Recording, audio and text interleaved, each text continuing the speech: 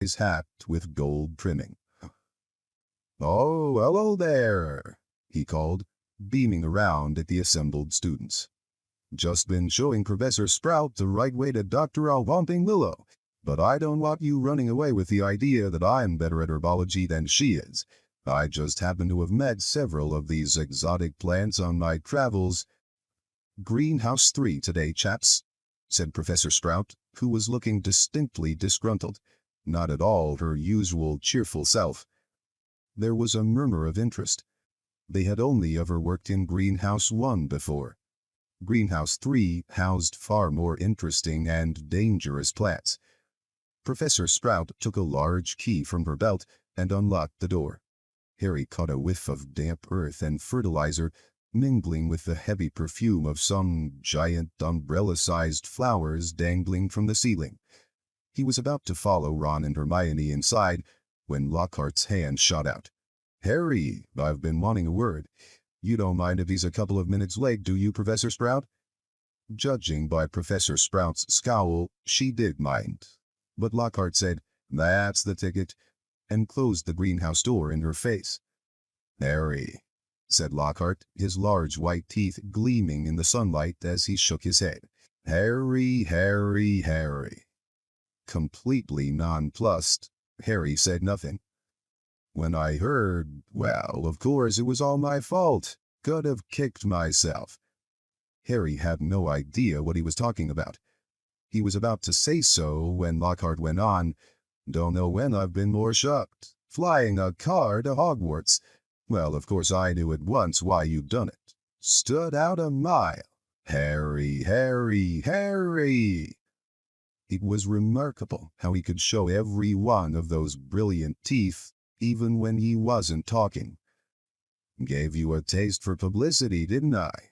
said Lockhart. "Gave you the bug. You got onto the front page of the paper with me, and you couldn't wait to do it again." "Oh no, Professor. See, Harry, Harry, Harry," said Lockhart, reaching out and grasping his shoulder. "I understand.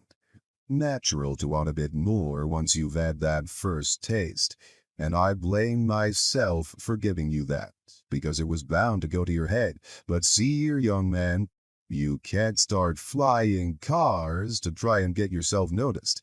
Just calm down, all right? Plenty of time for all that when you're older. Yes, yes, I know what you're thinking. It's all right for him, he's an internationally famous wizard already. But when I was 12, I was just as much of a nobody as you are now. In fact, I'd say I was even more of a nobody. I mean, a few people have heard of you, haven't they? All that business with he who must not be named." He glanced at the lightning scar on Harry's forehead. I know, it's not quite as good as winning Witch Weekly's Most Charming Smile Award 5 times in a row as I have. But it's a start, Harry, it's a start." He gave Harry a hearty wink and strode off. Harry stood stunned for a few seconds. Then, remembering he was supposed to be in the greenhouse, he opened the door and slid inside. Professor Sprout was standing behind a trestle bench in the center of the greenhouse. About 20 pairs of different colored earmuffs were lying on the bench. When Harry had taken his place between Ron and Hermione, she said, "We'll be repotting mandrakes today. Now, who can tell me the properties of the mandrake?" To nobody's surprise, Hermione's hand was first into the air. "Mandrake, or mandragora, is a powerful restorative," said Hermione, sounding as usual as though she had swallowed the textbook. "It is used to return people who have been transfigured or cursed to their original state." "Excellent. 10 points to Gryffindor," said Professor Sprout. "The mandrake forms an essential part of most antidotes. It is also, however, dangerous. Who can tell me why?" Hermione's hand narrowly missed Harry's glasses as it shot up again. "The cry of the mandrake is fatal to anyone who hears it," she said promptly. "Precisely.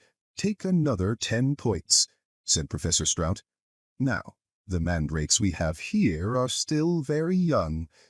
She pointed to a row of deep trays as she spoke, and everyone shuffled forward for a better look. 100 or so tufty little plants, purplish-green in color, were growing there in rows. They looked quite unremarkable to Harry, who didn't have the slightest idea what Hermione meant by the cry of the mandrake. "Everyone take a pair of earmuffs," said Professor Sprout. There was a scramble as everyone tried to seize a pair that wasn't pink and fluffy. "When I tell you to put them on, make sure your ears are completely covered," said Professor Sprout. "When it is safe to remove them, I will give you the thumbs up. Right. Earmuffs on." Harry snapped the earmuffs over his ears. They shut out sound completely. Professor Sprout put the pink fluffy pair over her own ears, rolled up the sleeves of her robes, grasped one of the tufty plants firmly, and pulled hard. Harry let out a gasp of surprise that no one could hear. Instead of roots, a small, muddy, and extremely ugly baby popped out of the earth. The leaves were growing right out of his head. He had pale green, mottled skin, and was clearly bawling at the top of his lungs. Professor Sprout took a large plant pot from under the table and plunged the mandrake into it, burying him in dark, damp compost until only the tufted leaves were visible. Professor Sprout dusted off her hands, gave them all the thumbs up, and removed her own earmuffs. "As our mandrakes are only seedlings, their cries won't kill yet," she said calmly, as though she'd done nothing more exciting than water a begonia. "However, they will knock you out for several hours, and as I'm sure none of you want to miss your first day back, make sure your earmuffs are securely in place while you work. I will attract your attention when it is time to pack up. 4 to a tray. There is a large supply of pots here, compost in the sacks over there, and be careful of the venomous tentacula. It's teething."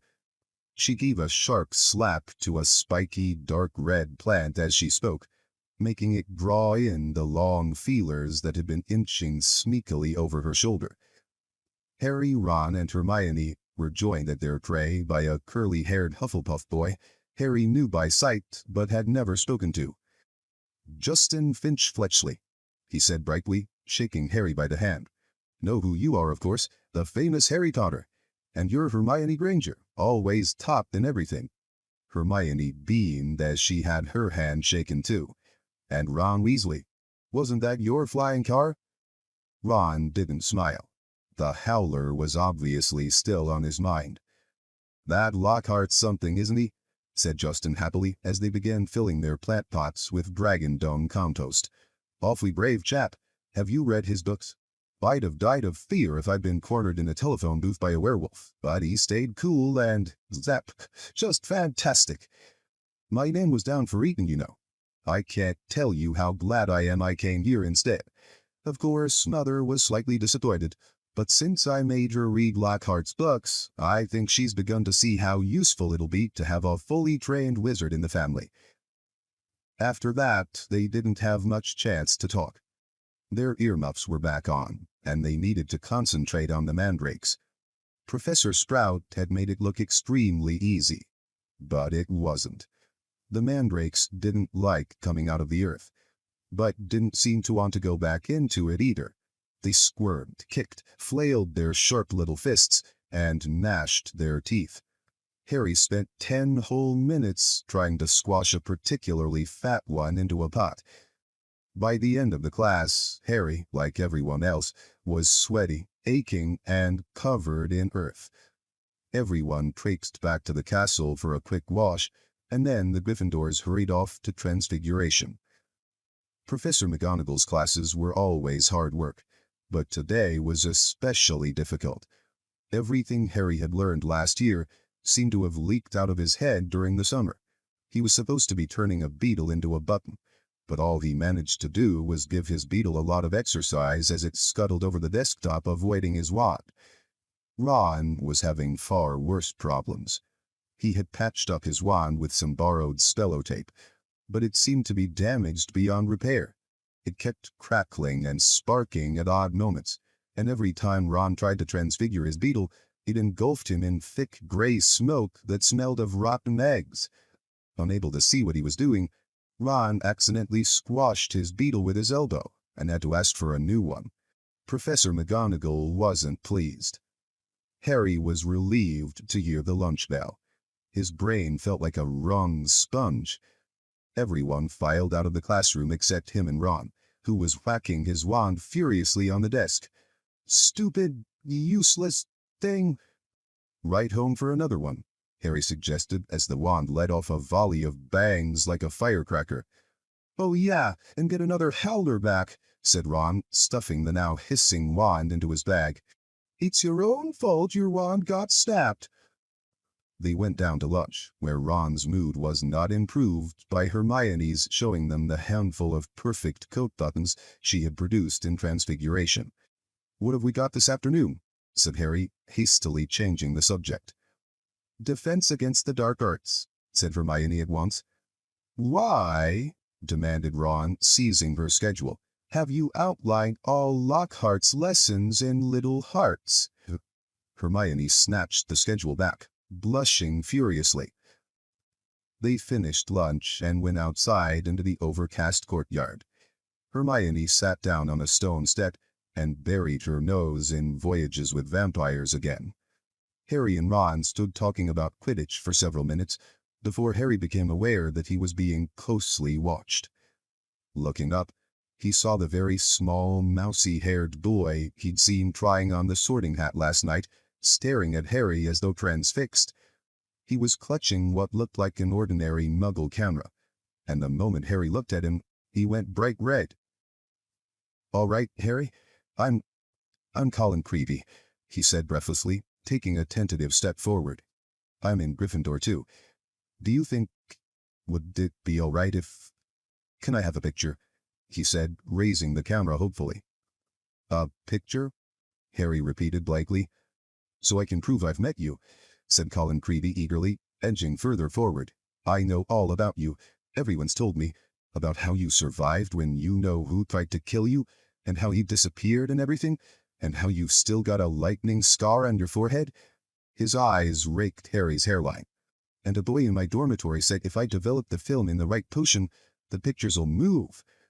Colin drew a great shuddering breath of excitement and said, "It's amazing here, isn't it? I never knew all the odd stuff I could do was magic till I got the letter from Hogwarts. My dad's a milkman. He couldn't believe it either. So I'm taking loads of pictures to send home to him, and it'd be really good if I had one of you." He looked imploringly at Harry. "Maybe your friend could take it, and I could stand next to you, and then could you sign it?" "Signed photos? You're giving out signed photos, Potter?" Loud and scathing, Draco Malfoy's voice echoed around the courtyard. He had stopped right behind Colin, flanked, as he always was at Hogwarts, by his large and thuggish cronies, Crabbe and Goyle. "Everyone line up!" Malfoy roared to the crowd. "Harry Potter's giving out signed photos." "No, I'm not," said Harry angrily, his fists clenching. "Shut up, Malfoy." "You're just jealous," piped up Colin, whose entire body was about as thick as Crabbe's neck. "Jealous?" said Malfoy, who didn't need to shout anymore. Half the courtyard was listening in. "Of what? I don't want a foul scar right across my head, thanks. I don't think getting your head cut open makes you that special myself." Crabbe and Goyle were sniggering stupidly. "Eat slugs, Malfoy," said Ron angrily. Crabbe stopped laughing and started rubbing his knuckles in a menacing way. "Be careful, Weasley," sneered Malfoy. "You don't want to start any trouble or your mommy'll have to come and take you away from school." He put on a shrill, piercing voice. "If you put another toe out of line—" A knot of Slytherin fifth years nearby laughed loudly at this. "Weasley would like a signed photo, Potter," smirked Malfoy. "It'd be worth more than his family's whole house." Ron whipped out his spellotaped wand, but Hermione shut Voyages with Vampires with a snap and whispered, "Look out." "What's all this? What's all this?" Gilderoy Lockhart was striding toward them, his turquoise robes swirling behind him. "Who's giving out signed photos?" Harry started to speak, but he was cut short as Lockhart flung an arm around his shoulders and thundered jovially, "Shouldn't have asked. We meet again, Harry." Pinned to Lockhart's side and burning with humiliation, Harry saw Malfoy slide smirking back into the crowd. "Come on then, Mr. Creevy," said Lockhart, beaming at Colin. "A double portrait. Can't do better than that, and we'll both sign it for you." Colin fumbled for his camera and took the picture as the bell rang behind them, signaling the start of afternoon classes. "Off you go, move along there," Lockhart called to the crowd, and he set off back to the castle with Harry, who was wishing he knew a good vanishing spell, still clasped to his side. "A word to the wise, Harry," said Lockhart paternally as they entered the building through a side door. "I covered up for you back there with young Creevy. If he was photographing me too, your schoolmates won't think you're setting yourself up so much." Deaf to Harry's stammers, Lockhart swept him down a corridor lined with staring students and up a staircase. "Let me just say that handing out signed pictures at this stage of your career isn't sensible. Looks a tad big-headed, Harry, to be frank. There may well come a time when, like me, you'll need to keep a stack handy wherever you go. But," he gave a little chortle, "I don't think you're quite there yet." They had reached Lockhart's classroom, and he let Harry go at last. Harry yanked his robes straight and headed for a seat at the very back of the class, where he busied himself with piling all 7 of Lockhart's books in front of him, so that he could avoid looking at the real thing. The rest of the class came clattering in, and Ron and Hermione sat down on either side of Harry. "You could have fried an egg on your face," said Ron. "You better hope Creevy doesn't meet Ginny, or they'll be starting a Harry Potter fan club." "Shut up," snapped Harry. The last thing he needed was for Lockhart to hear the phrase Harry Potter fan club. When the whole class was seated, Lockhart cleared his throat loudly, and silence fell. He reached forward, picked up Neville Longbottom's copy of Travels with Trolls, and held it up to show his own winking portrait on the front. "Me," he said, pointing at it and winking as well. "Gilderoy Lockhart, Order of Merlin 3rd Class, honorary member of the Dark Force Defense League, and 5-time winner of Witch Weekly's Most Charming Smile Award. But I don't talk about that. I didn't get rid of the Bandon Banshee by smiling at her." He waited for them to laugh. A few people smiled weakly. "I see you've all bought a complete set of my books. Well done. I thought we'd start today with a little quiz. Nothing to worry about, just to check how well you've read them, how much you've taken in." When he had handed out the test papers, he returned to the front of the class and said, "You have 30 minutes. Start now." Harry looked down at his paper and read, 1. What is Gilderoy Lockhart's favorite color? 2. What is Gilderoy Lockhart's secret ambition? 3. What, in your opinion, is Gilderoy Lockhart's greatest achievement to date? On and on it went, over 3 sides of paper, right down to 54. When is Gilderoy Lockhart's birthday, and what would his ideal gift be? Half an hour later, Lockhart collected the papers and rifled through them in front of the class. "Tut, tut, hardly any of you remembered that my favorite color is lilac. I say so in Year with the Yeti. And a few of you need to read Wanderings with Werewolves more carefully. I clearly state in Chapter 12 that my ideal birthday gift would be harmony between all magic and non-magic peoples, though I wouldn't say no to a large bottle of Ogden's Old Fire whiskey." He gave them another roguish wink. Ron was now staring at Lockhart with an expression of disbelief on his face. Seamus Finnegan and Dean Thomas, who were sitting in front, were shaking with silent laughter. Hermione, on the other hand, was listening to Lockhart with rapt attention. and gave a start when he mentioned her name. But Miss Hermione Granger knew my secret ambition is to rid the world of evil and market my own range of hair care potions. Good girl. In fact, he flicked her paper over. Full marks. Where is Miss Hermione Granger? Hermione raised a trembling hand. Excellent, beamed Lockhart. Quite excellent. Take 10 points for Gryffindor. And so, to business. He bent down behind his desk and lifted a large, covered cage onto it. Now, be warned. It is my job to arm you against the foulest creatures known to wizard kind. You may find yourselves facing your worst fears in this room. Know only that no harm can befall you whilst I am here. All I ask is that you remain calm. In spite of himself, Harry leaned around his pile of books for a better look at the cage. Lockhart placed a hand on the cover. Dean and Seamus had stopped laughing now. Neville was cowering in his front row seat. I must ask you not to scream, said Lockhart in a low voice. It might provoke them.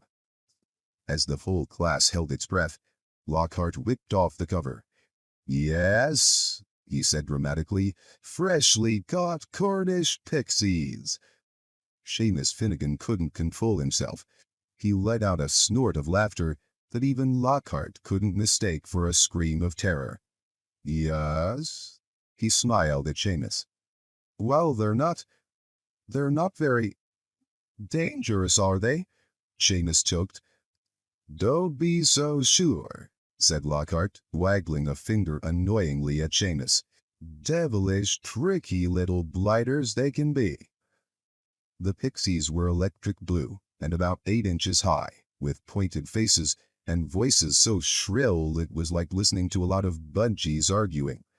The moment the cover had been removed, they had started jabbering and rocketing around, rattling the bars and making bizarre faces at the people nearest them. Right then, Lockhart said loudly. Let's see what you make of them. And he opened the cage. It was pandemonium. The pixies shot in every direction like rockets.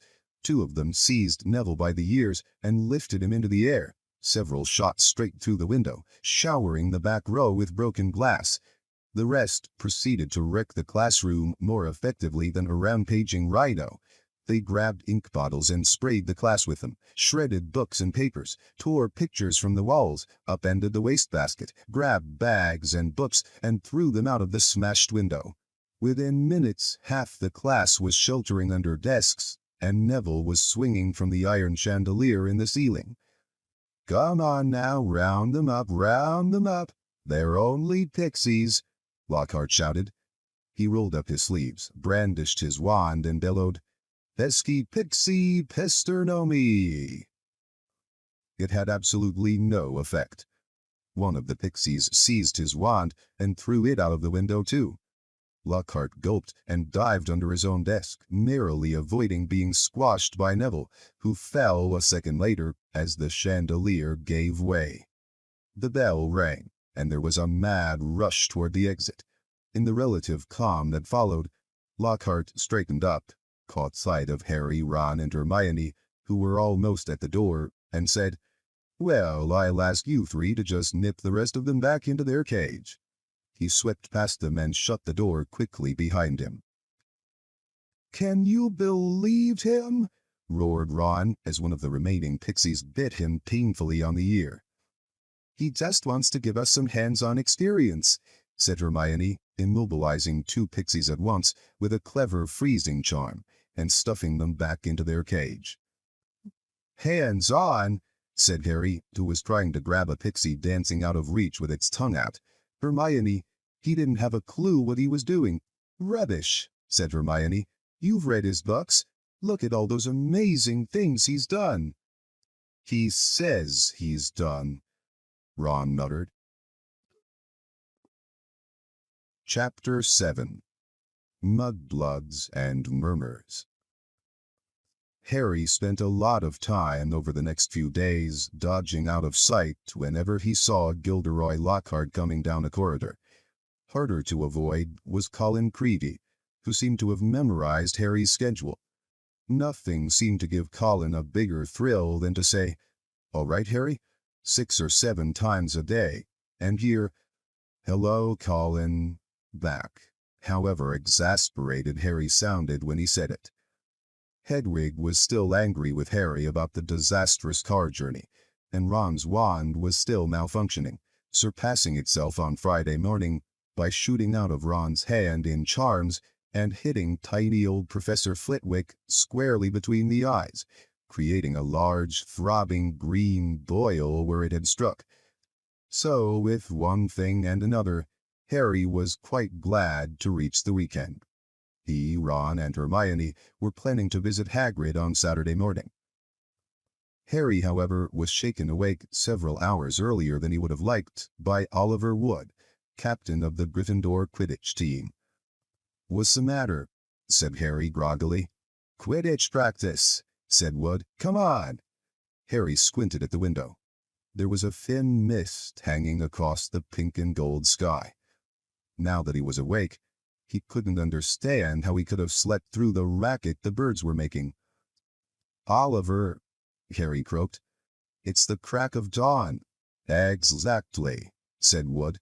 He was a tall and burly 6th year, and at the moment his eyes were gleaming with a crazed enthusiasm. "It's part of our new training program. Come on, grab your broom and let's go," said Wood heartily. "None of the other teams have started training yet. We're going to be first off the mark this year." Yawning and shivering slightly, Harry climbed out of bed and tried to find his Quidditch robes. "Good man," said Wood. "Meet you on the field in 15 minutes. When he'd found his scarlet team robes and pulled on his cloak for warmth, Harry scribbled a note to Ron explaining where he'd gone, and went down the spiral staircase to the common room, his Nimbus 2000 on his shoulder. He had just reached the portrait hall when there was a clatter behind him, and Colin Creevey came dashing down the spiral staircase, his camera swinging madly around his neck, and something clutched in his hand. "I heard someone saying your name on the stairs, Harry. Look what I've got here. I've had it developed. I wanted to show you." Harry looked bemusedly at the photograph Colin was brandishing under his nose. A moving black and white Lockhart was tugging hard on an arm Harry recognized as his own. He was pleased to see that his photographic self was putting up a good fight and refusing to be dragged into view. As Harry watched, Lockhart gave up and slumped panting against the white edge of the picture. "Will you sign it?" said Colin eagerly. "No," said Harry flatly, glancing around to check that the room was really deserted. "Sorry, Colin, I'm in a hurry. Quidditch practice." He climbed through the portrait hole. "Oh, wow, wait for me. I've never watched a Quidditch game before." Colin scrambled through the hole after him. "It'll be really boring," Harry said quickly, but Colin ignored him, his face shining with excitement. "You were the youngest house player in 100 years, weren't you, Harry? Weren't you?" said Colin, trotting alongside him. "You must be brilliant. I've never flown. Is it easy? Is that your own broom? Is that the best one there is?" Harry didn't know how to get rid of him. It was like having an extremely talkative shadow. "I don't really understand Quidditch," said Colin breathlessly. "Is it true there are 4 balls, and 2 of them fly around trying to knock people off their brooms?" "Yes," said Harry heavily, resigned to explaining the complicated rules of Quidditch. "They're called bludgers. There are 2 beaters on each team who carry clubs to beat the bludgers away from their side. Fred and George Weasley are the Gryffindor beaters." "And what are the other balls for?" Colin asked, tripping down a couple of steps because he was gazing open-mouthed at Harry. "Well, the quaffle, that's the biggish red one, is the one that scores goals. 3 chasers on each team throw the quaffle to each other and try and get it through the goalposts at the end of the pitch.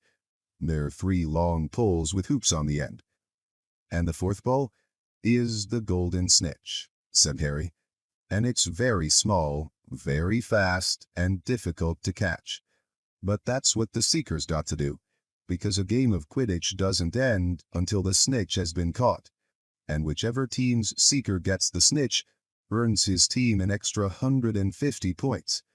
And you're the Gryffindor seeker, aren't you? Said Colin in awe. Yes, said Harry as they left the castle and started across the dew-drenched grass. And there's the keeper, too. He guards the goalposts. That's it, really. But Colin didn't stop questioning Harry all the way down the sloping lawns to the Quidditch field, and Harry only shook him off when he reached the changing rooms. Colin called after him in a piping voice, "I'll go and get a good seat, Harry," and hurried off to the stands. The rest of the Gryffindor team were already in the changing room. Wood was the only person who looked truly awake.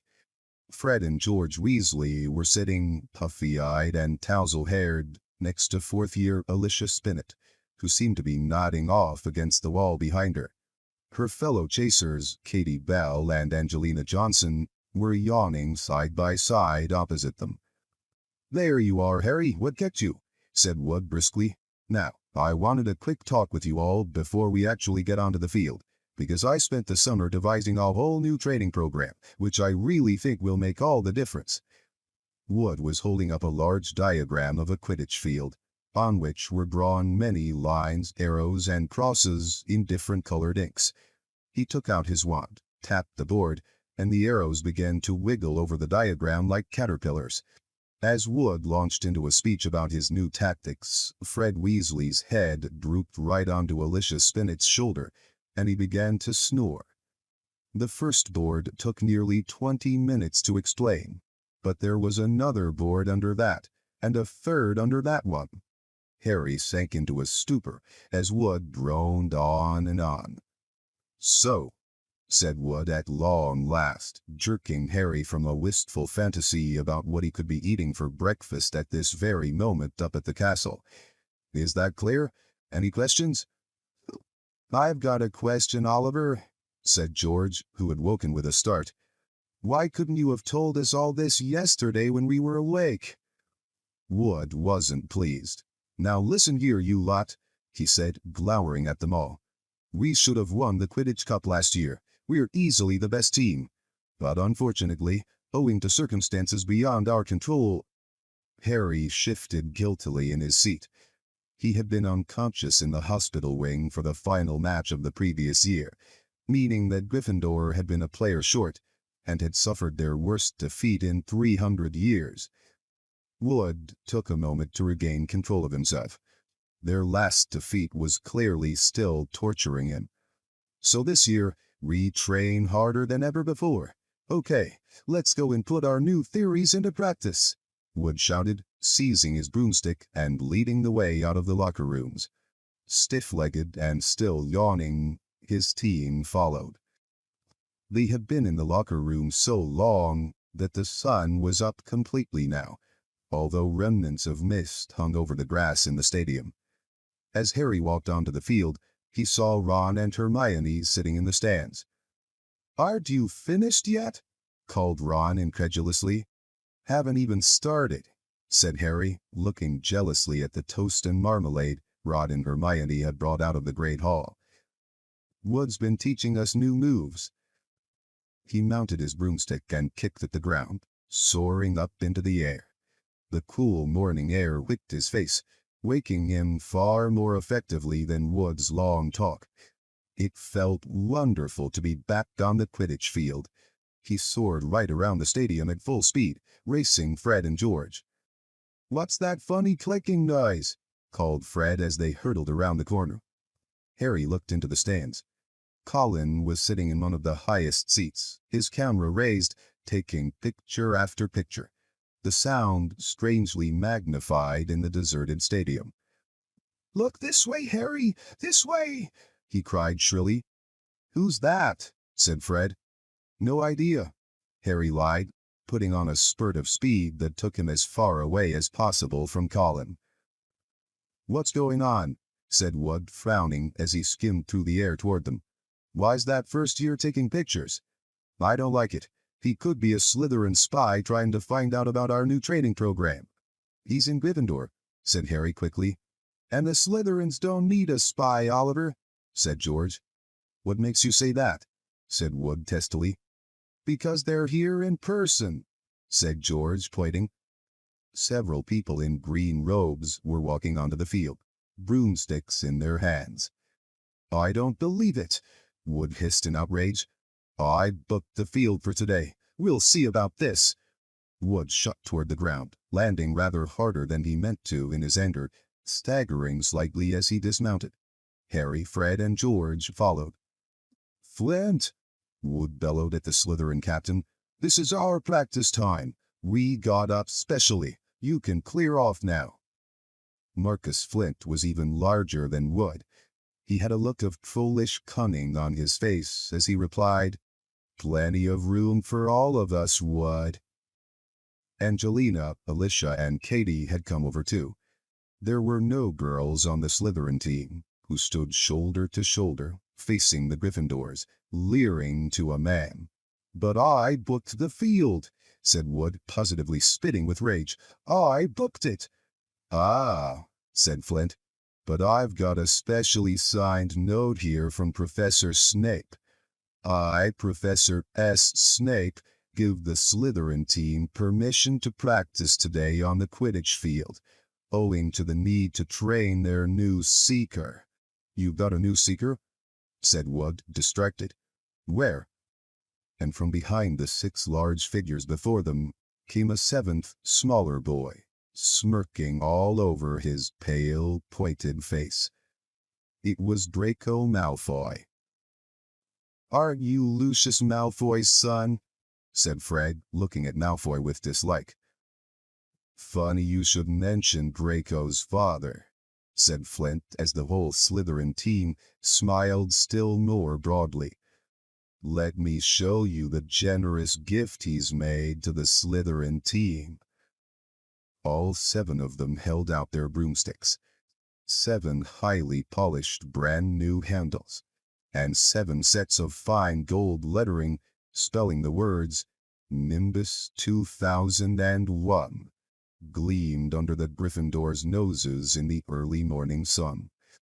"Very latest model, only came out last month," said Flint carelessly, flicking a speck of dust from the end of his own. "I believe it outstrips the old 2000 series by a considerable amount. As for the old clean sweeps," he smiled nastily at Fred and George, who were both clutching clean sweep 5s. "Sweeps the board with them." None of the Gryffindor team could think of anything to say for a moment. Malfoy was smirking so broadly, his cold eyes were reduced to slits. "Oh, look," said Flint. "A field invasion." Ron and Hermione were crossing the grass to see what was going on. "What's happening?" Ron asked Harry. "Why aren't you playing? And what's he doing here?" He was looking at Malfoy, taking in his Slytherin Quidditch robes. "I'm the new Slytherin Seeker, Weasley," said Malfoy smugly. "Everyone's just been admiring the brooms my father's bought our team." Ron gaped, open-mouthed, at the 7 superb broomsticks in front of him. "Good, aren't they?" said Malfoy smoothly. "But perhaps the Gryffindor team will be able to raise some gold and get new brooms too. You could raffle off those clean sweep 5s. I expect a museum would bid for them." The Slytherin team howled with laughter. "At least no one on the Gryffindor team had to buy their way in," said Hermione sharply. "They got in on pure talent." The smug look on Malfoy's face flickered. "No one asked your opinion, you filthy little mudblood," he spat. Harry knew at once that Malfoy had said something really bad, because there was an instant uproar at his words. Flint had to dive in front of Malfoy to stop Fred and George jumping on him. Alicia shrieked, "How dare you!" and Ron plunged his hand into his robes, pulled out his wand, yelling, "You'll pay for that one, Malfoy," and pointed it furiously under Flint's arm at Malfoy's face. A loud bang echoed around the stadium, and a jet of green light shot out of the wrong end of Ron's wand, hitting him in the stomach and sending him reeling backward onto the grass. "Ron, Ron, are you all right?" squealed Hermione. Ron opened his mouth to speak, But no words came out. Instead, he gave an almighty belch, and several slugs dribbled out of his mouth onto his lap. The Slytherin team were paralyzed with laughter. Flake was doubled up, hanging onto his new broomstick for support. Malfoy was on all fours, banging the ground with his fist. The Gryffindors were gathered around Ron, who kept belching large, glistening slugs. Nobody seemed to want to touch him. "We'd better get him to Hagrid's. It's nearest," said Harry to Hermione, who nodded bravely, and the pair of them pulled Ron up by the arms. "What happened, Harry? What happened? Is he ill? But you can cure him, can't you?" Colin had run down from his seat and was now dancing alongside them as they left the field. Ron gave a huge heave, and more slugs dribbled down his front. "Oh," said Colin, fascinated and raising his camera. "Can you hold him still, Harry?" "Get out of the way, Colin," said Harry angrily. He and Hermione supported Ron out of the stadium and across the grounds toward the edge of the forest. "Nearly there, Ron," said Hermione as the gamekeeper's cabin came into view. "You'll be all right in a minute. Almost there." They were within 20 feet of Hagrid's house when the front door opened. But it wasn't Hagrid who emerged. Gilderoy Lockhart, wearing robes of palest mauve today, came striding out. "Quick, behind here," Harry hissed, dragging Ron behind a nearby bush. Hermione followed, somewhat reluctantly. "It's a simple matter if you know what you're doing," Lockhart was saying loudly to Hagrid. "If you need help, you know where I am. I'll let you have a copy of my book. I'm surprised you haven't already got one. I'll sign one tonight and send it over. Well, goodbye." And he strode away toward the castle. Harry waited until Lockhart was out of sight, then pulled Ron out of the bush and up to Hagrid's front door. They knocked urgently. Hagrid appeared at once, looking very grumpy, but his expression brightened when he saw who it was. "Been wondering when you'd come to see me. Come in, come in. Thought you might have been Professor Lockhart back again." Harry and Hermione supported Ron over the threshold into the one-roomed cabin, which had an enormous bed in one corner, a fire crackling merrily in the other. Hagrid didn't seem perturbed by Ron's slug problem, which Harry hastily explained as he lowered Ron into a chair. "Better out than in," he said cheerfully, plunking a large copper basin in front of him. "Get 'em all up, Ron." "I don't think there's anything to do except wait for it to stop," said Hermione anxiously, watching Ron bend over the basin. "That's a difficult curse to work at the best of times, but with a broken wand—" Hagrid was bustling around making them tea. His boarhound, Fang, was slobbering over Harry. "What did Lockhart want with you, Hagrid?" Harry asked, scratching Fang's ears. "Giving me advice on getting kelpies out of a well," growled Hagrid, moving a half-plucked rooster off his scrubbed table and setting down the teapot.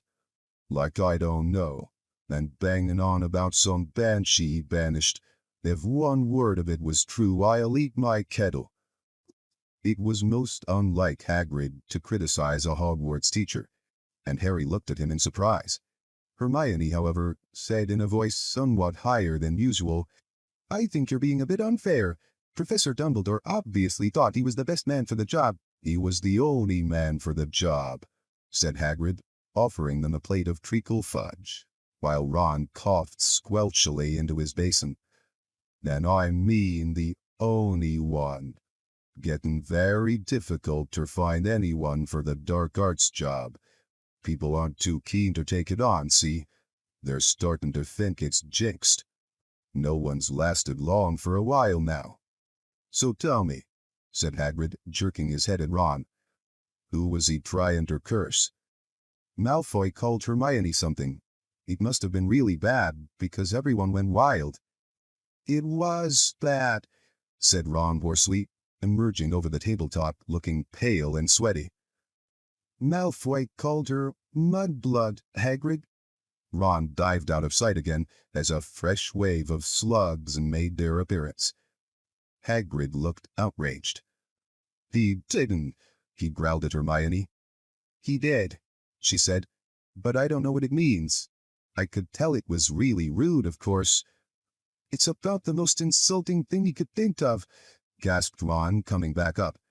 Mudblood's a really foul name for someone who is muggle-born. You know, non-magic parents. There are some wizards, like Malfoy's family, who think they're better than everyone else because they're what people call pureblood. He gave a small burp, and a single slug fell into his outstretched hand. He threw it into the basin and continued. I mean, the rest of us know it doesn't make any difference at all. Look at Neville Longbottom. He's pureblood, and he can hardly stand a cauldron the right way up. And they haven't invented a spell our Hermione can do, said Hagrid proudly, making Hermione go a brilliant shade of magenta. It's a disgusting thing to call someone, said Ron, wiping his sweaty brow with a shaking hand. Dirty blood, see? Common blood. It's ridiculous. Most wizards these days are half-blood anyway. If we hadn't married muggles, we'd have died out. He retched and ducked out of sight again. Well, I don't blame you for trying to curse him, Ron, said Hagrid loudly over the thuds of more slugs hitting the basin. But maybe it was a good thing your wand backfired. 'Spect Lucius Malfoy would have come marching up to school if he had cursed his son. Least you're not in trouble. Harry would have pointed out that trouble didn't come much worse than having slugs pouring out of your mouth, but he couldn't. Hagrid's treacle fudge had cemented his jaws together. Harry, said Hagrid abruptly, as though struck by a sudden thought. Got a bone to pick with you. I've heard you've been giving out signed photos. How come I haven't got one? Furious, Harry wrenched his teeth apart. I have not been giving out signed photos, he said hotly, if Lockhart's still spreading that around. But then he saw that Hagrid was laughing. I'm only joking, he said, patting Harry genially on the back and sending him face first into the table. I knew you hadn't really. I told Lockhart you didn't need to. You're more famous than him without trying. Bet he didn't like that, said Harry, sitting up and rubbing his chin. Don't think he did, said Hagrid, his eyes twinkling. And then I told him I'd never read one of his books, and he decided to go. Treacle fudge, Ron? He added as Ron reappeared. No thanks, said Ron weakly. Better not risk it. Come and see what I've been growing, said Hagrid as Harry and Hermione finished the last of their tea. In the small vegetable patch behind Hagrid's house were a dozen of the largest pumpkins Harry had ever seen. Each was the size of a large boulder. Getting on well, aren't they? Said Hagrid happily. For the Halloween feast. Should be big enough by then. What have you been feeding them? Said Harry. Hagrid looked over his shoulder to check that they were alone. Well, I've been giving them, you know, a bit of help. Harry noticed Hagrid's flowery pink umbrella leaning against the back wall of the cabin. Harry had had reason to believe before now that this umbrella was not all it looked. In fact, he had the strong impression that Hagrid's old-school wand was concealed inside it. Hagrid wasn't supposed to use magic. He had been expelled from Hogwarts in his 3rd year, but Harry had never found out why. Any mention of the matter, and Hagrid would clear his throat loudly and become mysteriously deaf until the subject was changed. An engorgement charm, I suppose? Said Hermione, halfway between disapproval and amusement. Well, you've done a good job on them. That's what your little sister said, said Hagrid, nodding at Ron. Met her just yesterday. Hagrid looked sideways at Harry, his beard twitching. Said she was just looking round the grounds, but I reckon she was hoping she might run into someone else at my house. He winked at Harry. If you ask me, she wouldn't say no to a sight. Oh, shut up, said Harry. Ron snorted with laughter, and the ground was sprayed with slugs. Watch it, Hagrid roared, pulling Ron away from his precious pumpkins. It was nearly lunchtime. and as Harry had only had one bit of treacle fudge since dawn, he was keen to go back to school to eat. They said goodbye to Hagrid and walked back up to the castle, Ron hiccuping occasionally, but only bringing up 2 very small slugs. They had barely set foot in the cool entrance hall when a voice rang out. "There you are, Potter! Weasley!" Professor McGonagall was walking toward them, looking stern. "You will both do your detentions this evening." "What are we doing, Professor?" said Ron, nervously suppressing a burp. "You will be polishing the silver in the trophy room with Mr. Filch," said Professor McGonagall. "And no magic, Weasley. Elbow grease." Ron gulped. Argus Filch, the caretaker, was loathed by every student in the school. "And you, Potter, will be helping Professor Lockhart answer his fan mail," said Professor McGonagall. "Oh, Professor, can't I go and do the trophy room too?" said Harry desperately. "Certainly not," said Professor McGonagall, raising her eyebrows. "Professor Lockhart requested you particularly. 8 o'clock sharp, both of you." Harry and Ron slouched into the great hall in states of deepest gloom, Hermione behind them, wearing a "well, you did break school rules" sort of expression. Harry didn't enjoy his shepherd's pie as much as he thought. Both he and Ron felt they'd got the worst deal. "Filch'll have me there all night," said Ron heavily. "No magic. There must be about 100 cups in that room. I'm no good at muggle cleaning." "I'd swap any time," said Harry hollowly. "I've had loads of practice with the Dursleys. Answering Lockhart's fan mail. He'll be a nightmare." Saturday afternoon seemed to melt away, and in what seemed like no time it was 5 minutes to 8, and Harry was dragging his feet along the second-floor corridor to Lockhart's office. He gritted his teeth and knocked. The door flew open at once. Lockhart beamed down at him. "Ah, here's the scalawag," he said. "Come in, Harry, come in." Shining brightly on the walls by the light of many candles were countless framed photographs of Lockhart. He had even signed a few of them. Another large pile lay on his desk. "You can address the envelopes," Lockhart told Harry, as though this was a huge treat. "This first one's to Gladys Gudgeon, bless her, huge fan of mine." The minutes snailed by. Harry let Lockhart's voice wash over him, occasionally saying, and "right," and "yeah." Now and then he caught a phrase like, "Fame's a fickle friend, Harry," or "Celebrity is as celebrity does. Remember that." The candles burned lower and lower, making the light dance over the many moving faces of Lockhart watching him.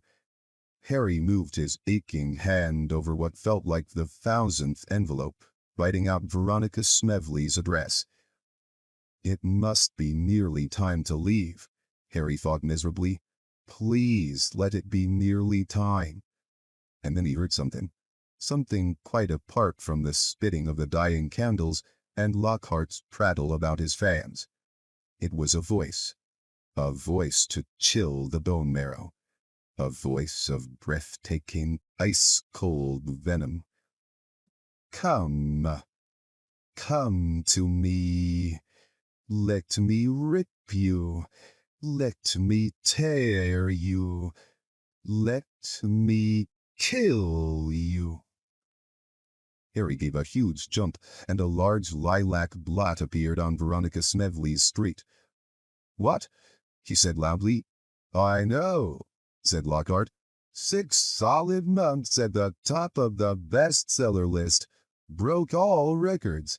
"No," said Harry frantically. "That voice." "Sorry?" said Lockhart, looking puzzled. "What voice?" That voice that said, "Didn't you hear it?" Lockhart was looking at Harry in high astonishment.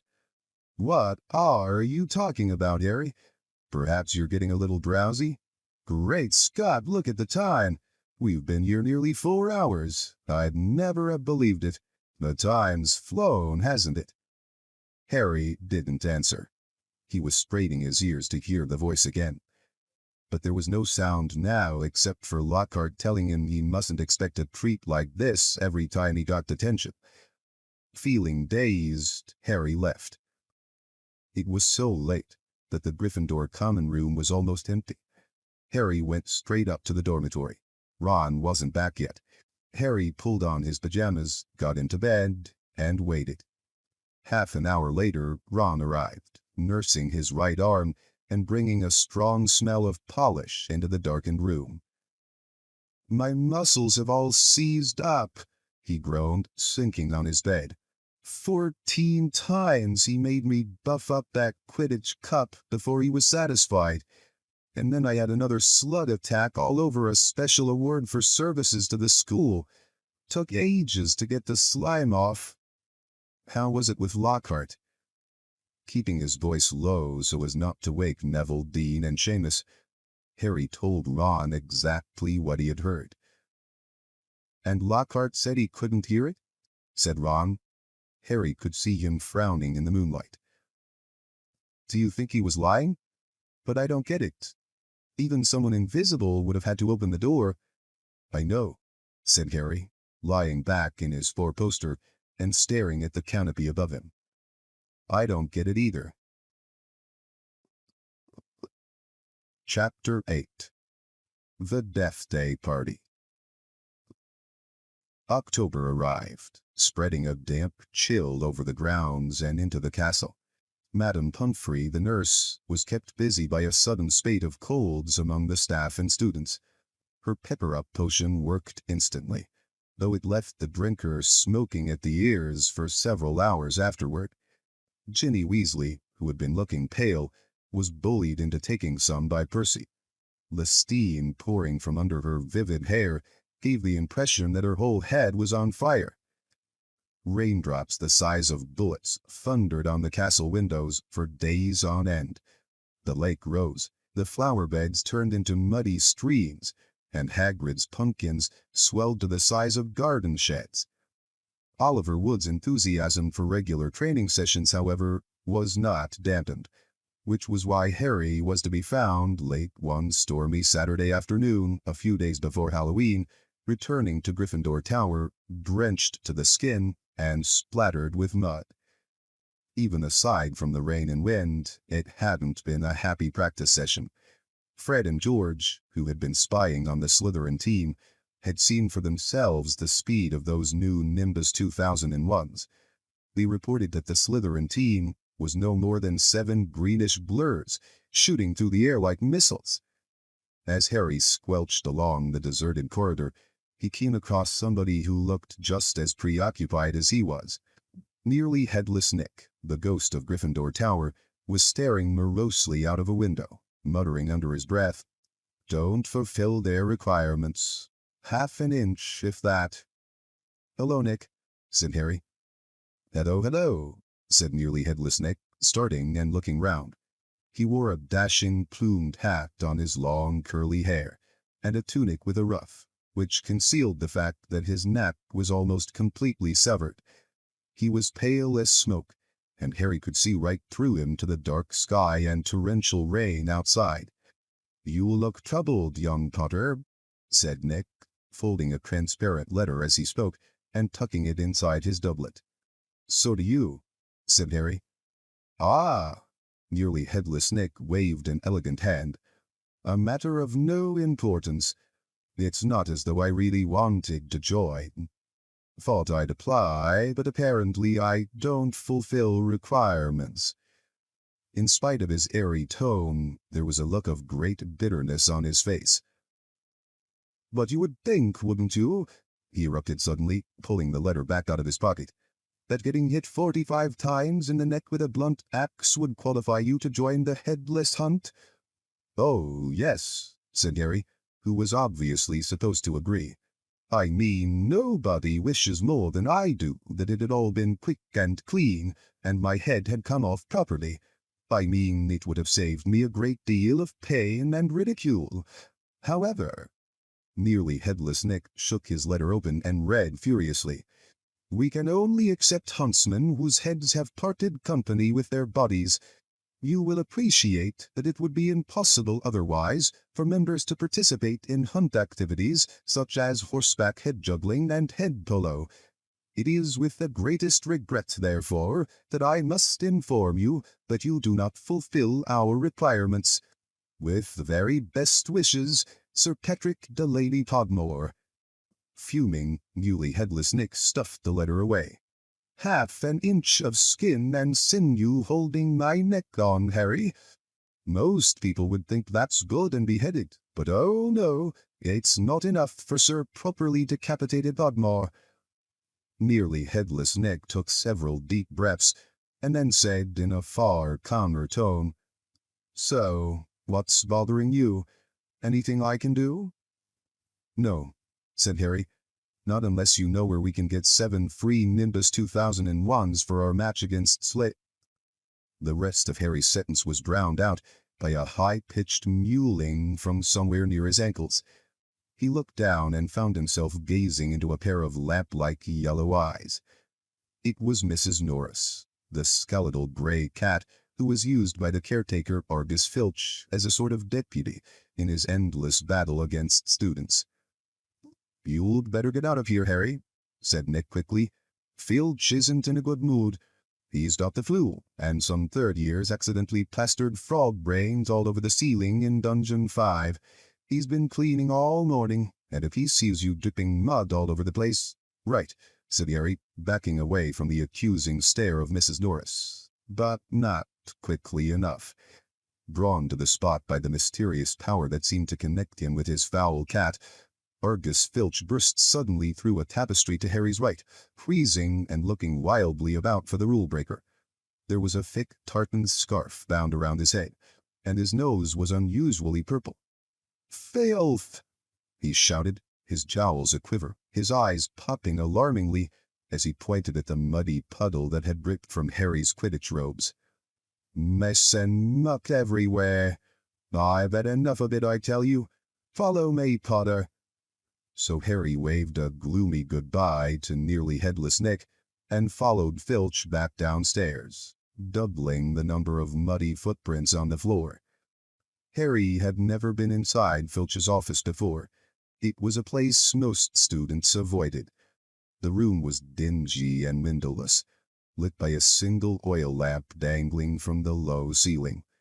A faint smell of fried fish lingered about the place. Wooden filing cabinets stood around the walls.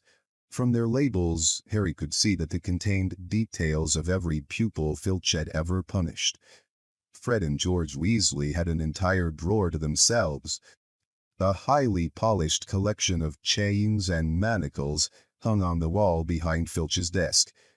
It was common knowledge that he was always begging Dumbledore to let him suspend students by their ankles from the ceiling. Filch grabbed a quill from a pot on his desk and began shuffling around looking for parchment. "Dung," he muttered furiously. "Great sizzling dragon bogies, frog brains, rat intestines. I've had enough of it. Make an example. Where's the form? Yes." He retrieved a large roll of parchment from his desk drawer and stretched it out in front of him, dipping his long black quill into the inkpot. "Name: Harry Potter. Crime?" "It was only a bit of mud," said Harry. "It's only a bit of mud to you, boy, but to me it's an extra hour scrubbing," shouted Filch, a brick shivering unpleasantly at the end of his bulbous nose. "Crime: befouling the castle. Suggested sentence." Dabbing at his streaming nose, Filch squinted unpleasantly at Harry, who waited with bated breath for his sentence to fall. But as Filch lowered his quill, there was a great bang on the ceiling of the office, which made the oil lamp rattle. "Peeves!" Filch roared, flinging down his quill in a transport of rage. "I'll have you this time, I'll have you!" And without a backward glance at Harry, Filch ran flat-footed from the office, Mrs. Norris streaking alongside him. Peeves was the school poltergeist, a grinning airborne menace who lived to cause havoc and distress. Harry didn't much like Peeves, but couldn't help feeling grateful for his timing. Hopefully, whatever Peeves had done, and it sounded as though he'd wrecked something very big this time, would distract Filch from Harry. Thinking that he should probably wait for Filch to come back, Harry sank into a moth-eaten chair next to the desk. There was only one thing on it apart from his half-completed form, a large, glossy purple envelope with silver lettering on the front. With a quick glance at the door to check that Filch wasn't on his way back, Harry picked up the envelope and read, "Quick Spell, a correspondence course in beginner's magic." Intrigued, Harry flicked the envelope open and pulled out the sheaf of parchment inside. More curly silver writing on the front page said, "Feel out of step in the world of modern magic? Find yourself making excuses not to perform simple spells? Ever been taunted for your woeful wand work? There is an answer. Quick Spell is an all-new, fail-safe, quick-result, easy-learn course. Hundreds of witches and wizards have benefited from the Quick Spell method." Madame Z. Nettles of Topsam writes, "I had no memory for incantations, and my potions were a family joke. Now, after a Quick Spell course, I am the center of attention at parties, and friends beg for the recipe of my scintillation solution." Warlock B.J. Prod of Didsbury says, "My wife used to sneer at my feeble charms, but 1 month into your fabulous Quick Spell course, and I succeeded in turning her into a yak. Thank you, Quick Spell." Fascinated, Harry thumbed through the rest of the envelope's contents. Why on earth did Filch want a Quick Spell course? Did this mean he wasn't a proper wizard? Harry was just reading Lesson 1, Holding Your Wand, Some Useful Tips, when shuffling footsteps outside told him Filch was coming back. Stuffing the parchment back into the envelope, Harry threw it back onto the desk just as the door opened. Filch was looking triumphant. "That vanishing cabinet was extremely valuable," he was saying gleefully to Mrs. Norris. "We'll have Peeves out this time, my sweet." His eyes fell on Harry, and then darted to the Quickspell envelope, which, Harry realized too late, was lying 2 feet away from where it had started. Filch's pasty face went brick red. Harry braced himself for a tidal wave of fury. Filch hobbled across to his desk, snatched up the envelope, and threw it into a drawer. Did you read?" he stuttered. "No," Harry lied quickly. Filch's knobbly hands were twisting together. "If I thought you'd read my private, not that it's mine, for a friend, be that as it may. However," Harry was staring at him alarmed. Filch had never looked madder. His eyes were popping, a tick was going in one of his pouchy cheeks, and the tartan scarf didn't help. "Very well, go, and don't breathe a word. Not that, however, if you didn't read, do now. I have to write up Peeves' report. Do." Amazed at his luck, Harry sped out of the office, up the corridor, and back upstairs. To escape from Filch's office without punishment was probably some kind of school record. Harry, did it work?" Nearly headless Nick came gliding out of a classroom. Behind him, Harry could see the wreckage of a large black and gold cabinet that appeared to have been dropped from a great height. "I persuaded Peeves to crash it right over Filch's office," said Nick eagerly. "Thought it might distract him." "Was that you?" said Harry gratefully. "Yeah, it worked. I didn't even get detention. Thanks, Nick." They set off up the corridor together. Nearly headless Nick, Harry noticed, was still holding Sir Patrick's rejection letter. "I wish there was something I could do for you about the headless hunt," Harry said. Nearly headless Nick stopped in his tracks, and Harry walked right through him. He wished he hadn't. It was like stepping through an icy shower. "But there is something you could do for me," said Nick excitedly. "Harry, would I be asking too much?" "But no, you wouldn't want—" "What is it?" said Harry. "Well, this Halloween will be my 500th death day," said Nearly Headless Nick, drawing himself up and looking dignified. "Oh," said Harry, not sure whether he should look sorry or happy about this. "Right. I'm holding a party down in one of the roomier dungeons. Friends will be coming from all over the country. It would be such an honor if you would attend. Mr. Weasley and Miss Granger would be most welcome too, of course. But I dare say you'd rather go to the school feast." He watched Harry on tenterhooks. "No," said Harry quickly. "I'll come, my dear boy. Harry Potter at my death day party. And," he hesitated, looking excited, "do you think you could possibly mention to Sir Patrick how very frightening and impressive you find me?" Of course," said Harry. Nearly Headless Nick beamed at him. "A death day party?" said Hermione keenly when Harry had changed at last and joined her and Ron in the common room. "I bet there aren't many living people who can say they've been to one of those. It'll be fascinating." "Why would anyone want to celebrate the day they died?"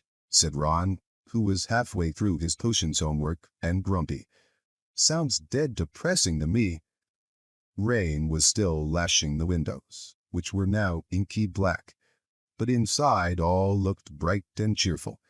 The firelight glowed over the countless squashy armchairs where people sat reading, talking, doing homework, or, in the case of Fred and George Weasley, trying to find out what would happen if you fed a filibuster firework to a salamander. Fred had rescued the brilliant orange fire-dwelling lizard from a Care of Magical Creatures class, and it was now smoldering gently on a table surrounded by a knot of curious people. Harry was at the point of telling Ron and Hermione about Filch and the Quickspell course when the salamander suddenly whizzed into the air, emitting loud sparks and bangs as it whirled wildly round the room. The sight of Percy bellowing himself hoarse at Fred and George, the spectacular display of tangerine stars showering from the salamander's mouth, and its escape into the fire with accompanying explosions, drove both Filch and the Quickspell envelope from Harry's mind. By the time Halloween arrived, Harry was regretting his rash promise to go to the Death Day party. The rest of the school was happily anticipating their Halloween feast. The great hall had been decorated with the usual live bats. Hagrid's vast pumpkins had been carved into lanterns large enough for 3 men to sit in, and there were rumors that Dumbledore had booked a troupe of dancing skeletons for the entertainment. "A promise is a promise," Hermione reminded Harry bossily. "You said you'd go to the Death Day party." So at 7 o'clock, Harry, Ron, and Hermione walked straight past the doorway to the packed great hall, which was glittering invitingly with gold plates and candles, and directed their steps instead toward the dungeons. The passageway leading to Nearly Headless Nick's party had been lined with candles too, though the effect was far from cheerful. These were long, thin, jet-black tapers, all burning bright blue, casting a dim, ghostly light, even over their own living faces. The temperature dropped with every step they took. As Harry shivered and drew his robes tightly around him, he heard what sounded like 1,000 fingernails scraping an enormous blackboard. "Is that supposed to be music?" Ron whispered. They turned a corner and saw Nearly Headless Nick standing at a doorway hung with black velvet drapes. "My dear friends," he said mournfully, "welcome, welcome. So pleased you could come." He swept off his plumed hat and bowed them inside. It was an incredible sight. The dungeon was full of hundreds of pearly white translucent people, mostly drifting around a crowded dance floor, waltzing to the dreadful quavering sound of 30 musical saws, played by an orchestra on a raised, black-draped platform. A chandelier overhead blazed midnight blue, with 1,000 more black candles. Their breath rose in a mist before them. It was like stepping into a freezer. "Shall we have a look around?" Harry suggested, wanting to warm up his feet. "Careful not to walk through anyone," said Ron nervously, and they set off around the edge of the dance floor. They passed a group of gloomy nuns, a ragged man wearing chains, and the fat friar, a cheerful Hufflepuff ghost who was talking to a knight with an arrow sticking out of his forehead. Harry wasn't surprised to see that the Bloody Baron, a gaunt, staring Slytherin ghost covered in silver bloodstains, was being given a wide berth by the other ghosts. "Oh no," said Hermione, stopping abruptly. Turn back, I don't want to talk to Moaning Myrtle." "Who?" said Harry as they backtracked quickly. "She haunts one of the toilets in the girls' bathroom on the first floor," said Hermione. "She haunts a toilet?" "Yes, it's been out of order all year because she keeps having tantrums and flooding the place. I never went in there anyway if I could avoid it. It's awful trying to have a pee with her wailing at you." "Look, food," said Ron. On the other side of the dungeon was a long table, also covered in black velvet. They approached it eagerly, but next moment had stopped in their tracks, horrified. The smell was quite disgusting. Large, rotten fish were laid on handsome silver platters. Cakes, burned charcoal black, were heaped on salvers. There was a great maggoty haggis, a slab of cheese covered in furry green mold, and, in pride of place, an enormous gray cake in the shape of a tombstone, with tar-like icing forming the words, "Sir Nicholas de Mimsy Porpington, died 31st October, 1492. Harry watched amazed as a portly ghost approached the table, crouched low, and walked through it, his mouth held wide so that it passed through one of the stinking salmon. "Can you taste it if you walk through it?" Harry asked him. "Almost," said the ghost sadly, and he drifted away. "I expect they've let it rot to give it a stronger flavor," said Hermione knowledgeably, pinching her nose and leaning closer to look at the putrid haggis. "Can we move? I feel sick," said Ron. They had barely turned around, however, when a little man swooped suddenly from under the table and came to a halt in mid-air before them. "Hello, Peeves," said Harry cautiously. Unlike the ghosts around them, Peeves the poltergeist was the very reverse of pale and transparent. He was wearing a bright orange party hat, a revolving bow tie, and a broad grin on his wide, wicked face. "Nibbles?" he said sweetly, offering them a bowl of peanuts covered in fungus. "No thanks," said Hermione.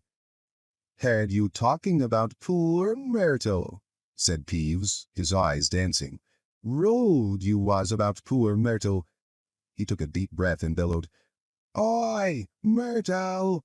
"Oh no, Peeves, don't tell her what I said. She'll be really upset," Hermione whispered frantically. "I didn't mean it. I don't mind her. Hello, Myrtle." The squat ghost of a girl had glided over. She had the glummest face Harry had ever seen, half hidden behind lank hair and thick, pearly spectacles. "What?" she said sulkily. "How are you, Myrtle?" said Hermione in a falsely bright voice. "It's nice to see you out of the toilet." Myrtle sniffed. "Miss Granger was just talking about you," said Peeves slyly in Myrtle's ear. "Just saying how nice you look tonight," said Hermione, glaring at Peeves. Myrtle eyed Hermione suspiciously. "You're making fun of me," she said, silver tears welling rapidly in her small, see-through eyes. "No, honestly, didn't I just say how nice Myrtle's looking?" said Hermione, nudging Harry and Ron painfully in the ribs. "Oh yeah, she did." "Don't lie to me," Myrtle gasped, tears now flooding down her face, while Peeves chuckled happily over her shoulder. "Do you think I don't know what people call me behind my back? Fat Myrtle, ugly Myrtle, miserable, moaning, moping Myrtle." "You've forgotten Pimply," Peeves hissed in her ear, Moaning Myrtle burst into anguished sobs and fled from the dungeon. Peeves shot after her, pelting her with moldy peanuts, yelling, "Pimply! Pimply!" "Oh, dear," said Hermione sadly. Nearly Headless Nick now drifted toward them through the crowd. "Enjoying yourselves?" "Oh, yes," they lied. "Not a bad turnout," said Nearly Headless Nick proudly. "The Wailing Widow came all the way up from Kent. It's nearly time for my speech. I'd better go and warn the orchestra." The orchestra, however, stopped playing at that very moment. They, and everyone else in the dungeon, fell silent, looking around in excitement as a hunting horn sounded. "Oh, here we go," said Nearly Headless Nick bitterly. Through the dungeon wall burst a dozen ghost horses, each ridden by a headless horseman. The assembly clapped wildly. Harry started to clap too, but stopped quickly at the sight of Nick's face. The horses galloped into the middle of the dance floor and halted, rearing and plunging. At the front of the pack was a large ghost, who held his bearded head under his arm, from which position he was blowing the horn. The ghost leapt down, lifted his head high in the air so he could see over the crowd. Everyone laughed, and strode over to Nearly Headless Nick, squashing his head back onto his neck. "Nick," he roared, "how are you? Head still hanging in there?" He gave a hearty guffaw and clapped Nearly Headless Nick on the shoulder. "Welcome, Patrick," said Nick stiffly. "Live uns," said Sir Patrick, spotting Harry, Ron, and Hermione, and giving a huge fake jump of astonishment, so that his head fell off again. The crowd howled with laughter. "Very amusing," said Nearly Headless Nick darkly. "Don't mind Nick," shouted Sir Patrick's head from the floor. "Still upset we won't let him join the hunt. But I mean to say, look at the fellow." "I think," said Harry hurriedly, at a meaningful look from Nick, "Nick's very frightening and, ha!" yelled Sir Patrick's head. "Betty asked you to say that." "If I could have everyone's attention, it's time for my speech," said Nearly Headless Nick loudly, striding toward the podium and climbing into an icy blue spotlight. "My late lamented lords, ladies, and gentlemen, it is my great sorrow—" But nobody heard much more. Sir Patrick and the rest of the Headless Hunt had just started a game of head hockey, and the crowd were turning to watch. Nearly Headless Nick tried vainly to recapture his audience, but gave up as Sir Patrick's head went sailing past him to loud cheers. Harry was very cold by now, not to mention hungry.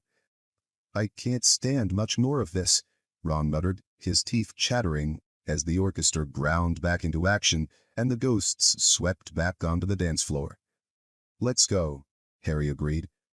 They backed toward the door, nodding and beaming at anyone who looked at them, and a minute later were hurrying back up the passageway full of black candles.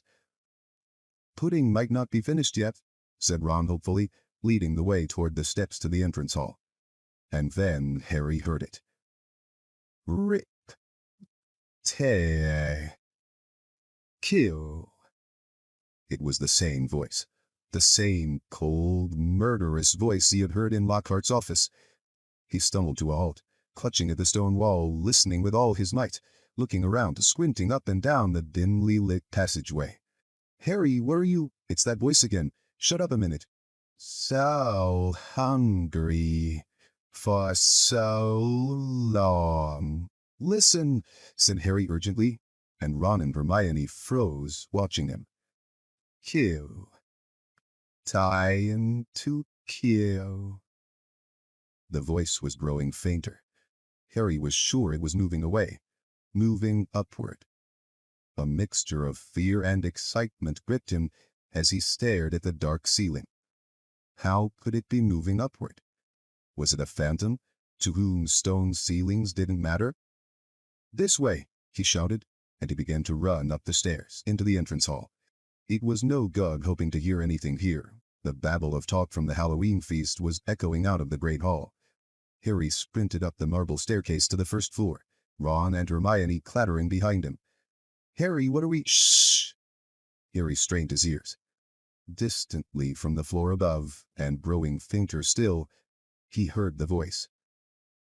"I smell blood. I smell blood." His stomach lurched. "It's going to kill someone," he shouted, and ignoring Ron's and Hermione's bewildered faces, he ran up the next flight of steps, 3 at a time, trying to listen over his own pounding footsteps. Harry hurtled around the whole of the second floor, Ron and Hermione panting behind him, not stopping until they turned a corner into the last deserted passage. "Harry, what was that all about?" said Ron, wiping sweat off his face. "I couldn't hear anything." But Hermione gave a sudden gasp, pointing down the corridor. "Look!" Something was shining on the wall ahead. They approached slowly, squinting through the darkness. Foot-high words had been daubed on the wall between 2 windows, shimmering in the light cast by the flaming torches. "The Chamber of Secrets has been opened. Enemies of the air, beware." "What's that thing hanging underneath?" said Ron, a slight quiver in his voice. As they edged nearer, Harry almost slipped. There was a large puddle of water on the floor. Ron and Hermione grabbed him, and they inched toward the message, eyes fixed on a dark shadow beneath it. All 3 of them realized what it was at once, and leapt backward with a splash. Mrs. Norris, the caretaker's cat, was hanging by her tail from the torch bracket. She was stiff as a board, her eyes wide and staring. For a few seconds they didn't move. Then Ron said, "Let's get out of here." "Shouldn't we try and help?" Harry began awkwardly. "Trust me," said Ron, "we don't want to be found here." But it was too late. A rumble, as though of distant thunder, told them that the feast had just ended. From either end of the corridor where they stood came the sound of hundreds of feet climbing the stairs, and the loud, happy talk of well-fed people. Next moment, students were crashing into the passage from both ends. The chatter, the bustle, the noise died suddenly, as the people in front spotted the hanging cat. Harry, Ron, and Hermione stood alone in the middle of the corridor, as silence fell among the mass of students pressing forward to see the grisly sight. Then someone shouted through the quiet, "Enemies of the air, beware! You'll be next, mudbloods." It was Draco Malfoy. He had pushed to the front of the crowd, his cold eyes alive, his usually bloodless face flushed, as he grinned at the sight of the hanging, immobile cat. Chapter 9. The Writing on the Wall. "What's going on here? What's going on?" Attracted no doubt by Malfoy's shout, Argus Filch came shouldering his way through the crowd. Then he saw Mrs. Norris and fell back, clutching his face in horror. "My cat! My cat! What's happened to Mrs. Norris?" he shrieked, and his popping eyes fell on Harry. "You!" he screeched. You've murdered my cat! You've killed her! I'll kill you! Argus!" Dumbledore had arrived on the scene, followed by a number of other teachers. In seconds he had swept past Harry, Ron, and Hermione, and detached Mrs. Norris from the torch bracket. "Come with me, Argus," he said to Filch. "You too, Mr. Potter, Mr. Weasley, Miss Granger." Lockhart stepped forward eagerly. "My office is nearest, Headmaster, just upstairs. Please feel free." "Thank you, Gilderoy," said Dumbledore. The silent crowd parted to let them pass. Lockhart, looking excited and important, hurried after Dumbledore. So did Professors McGonagall and Snape. As they entered Lockhart's darkened office, there was a flurry of movement across the walls. Harry saw several of the Lockharts in the pictures dodging out of sight, their hair in rollers. The real Lockhart lit the candles on his desk and stood back.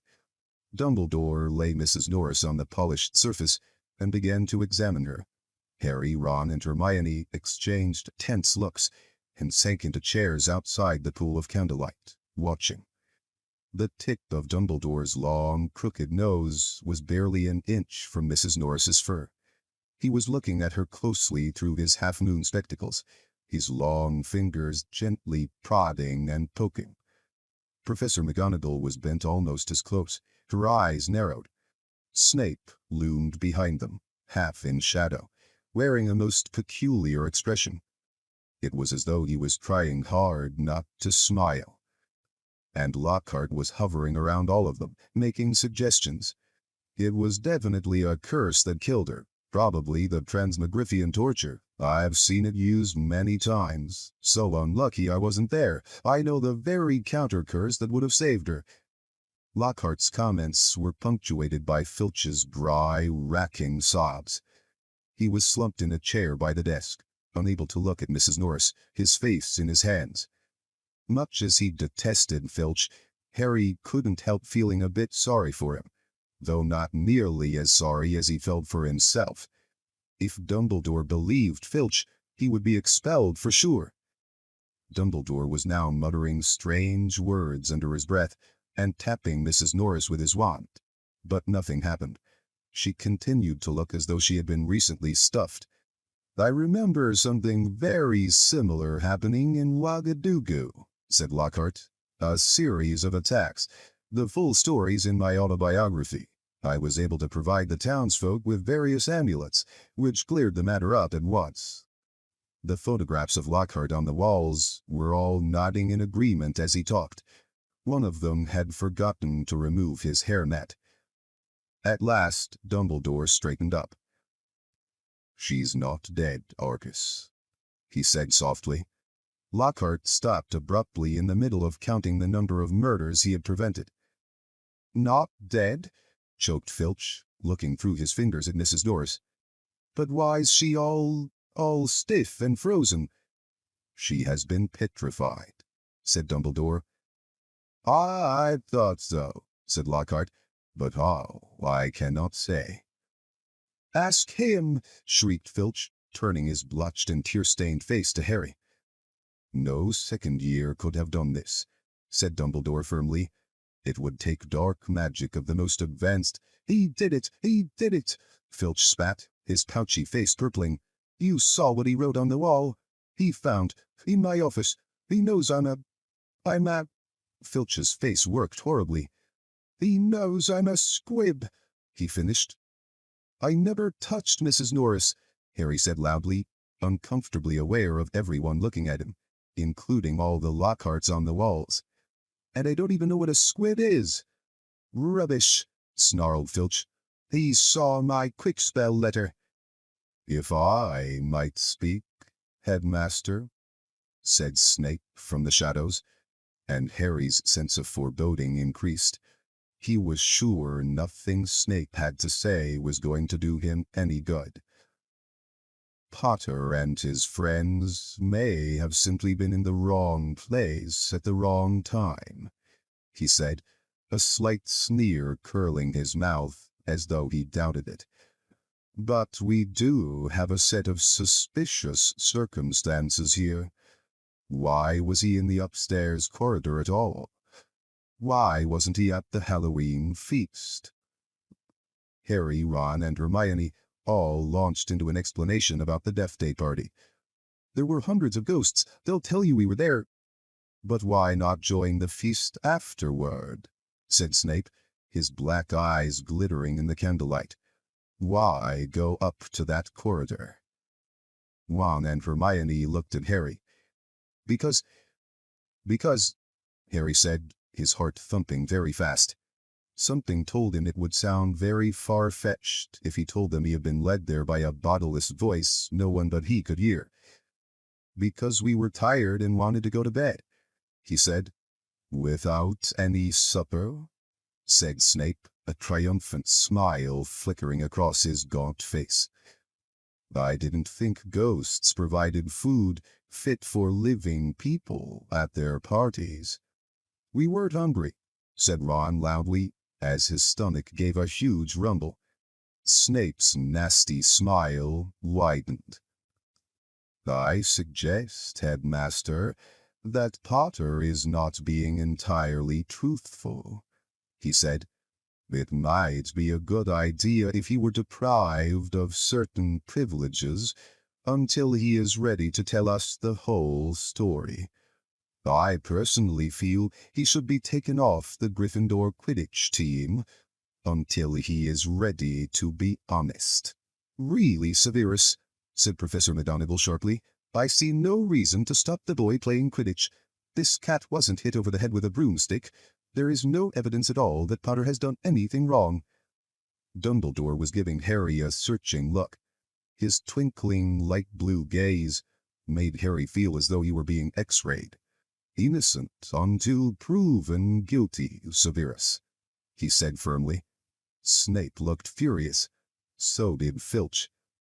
"My cat has been petrified," he shrieked, his eyes popping.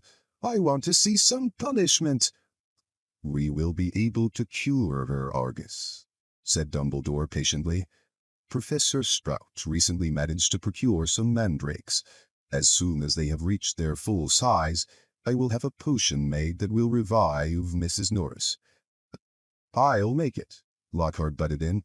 "I must have done it 100 times. I could whip up a mandrake restorative graft in my sleep." "Excuse me," said Snape icily, "but I believe I am the potions master at this school." There was a very awkward pause. "You may go," Dumbledore said to Harry, Ron, and Hermione. They went as quickly as they could without actually running. When they were a floor up from Lockhart's office, they turned into an empty classroom and closed the door quietly behind them. Harry squinted at his friends' darkened faces.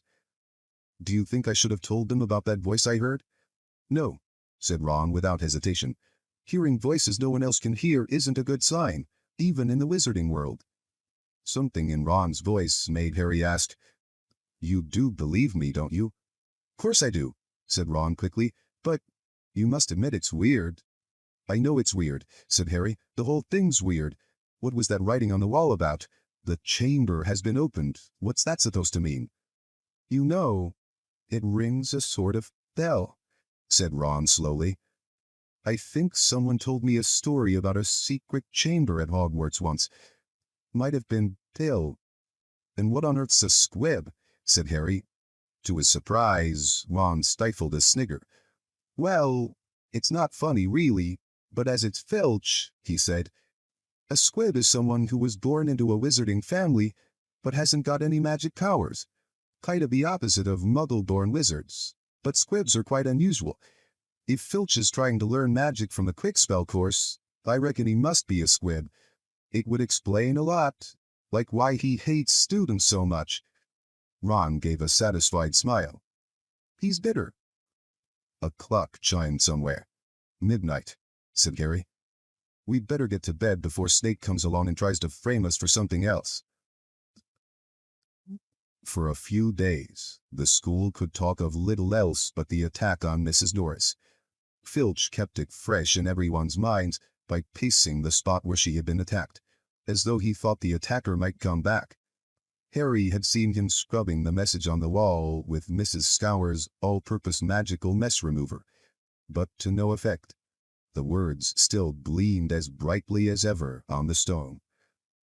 When Filch wasn't guarding the scene of the crime, he was skulking red-eyed through the corridors, lunging out at unsuspecting students and trying to put them in detention for things like breathing loudly and looking happy. Ginny Weasley seemed very disturbed by Mrs. Norris's fate. According to Ron, she was a great cat lover. "But you haven't really got to know Mrs. Norris," Ron told her bracingly. "Honestly, we're much better off without her." Ginny's lip trembled. "Stuff like this doesn't often happen at Hogwarts," Ron assured her. "They'll catch the maniac who did it and have him out of here in no time. I just hope he's got time to petrify Filch before he's expelled. I'm only joking," Ron added hastily as Ginny blanched. The attack had also had an effect on Hermione. It was quite usual for Hermione to spend a lot of time reading, but she was now doing almost nothing else. Nor could Harry and Ron get much response from her when they asked what she was up to, and not until the following Wednesday did they find out. Harry had been held back in potions, where Snape had made him stay behind to scrape tube worms off the desks. After a hurried lunch, he went upstairs to meet Ron in the library, and saw Justin Finch Fletchley, the Hufflepuff boy from herbology, coming toward him. Harry had just opened his mouth to say hello when Justin caught sight of him, turned abruptly, and sped off in the opposite direction. Harry found Ron at the back of the library, measuring his history of magic homework. Professor Binns had asked for a 3-foot-long composition on the medieval assembly of European wizards. "I don't believe it. I'm still 8 inches short," said Ron furiously, letting go of his parchment, which sprang back into a roll. "And Hermione's done 4 feet 7 inches, and her writing's tiny." "Where is she?" asked Harry, grabbing the tape measure and unrolling his own homework.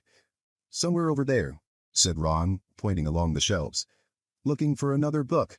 I think she's trying to read the whole library before Christmas." Harry told Ron about Justin Finch Fletchley running away from him.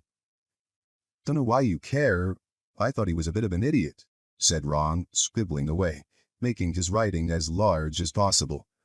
"All that junk about Lockhart being so great." Hermione emerged from between the bookshelves. She looked irritable, and at last seemed ready to talk to them. "All the copies of Hogwarts: A History have been taken out," she said, sitting down next to Harry and Ron. "And there's a 2-week waiting list. I wish I hadn't left my copy at home, but I couldn't fit it in my trunk with all the Lockhart books." "Why do you want it?" said Harry. "The same reason everyone else wants it," said Hermione. "To read up on the legend of the Chamber of Secrets." "What's that?" said Harry quickly.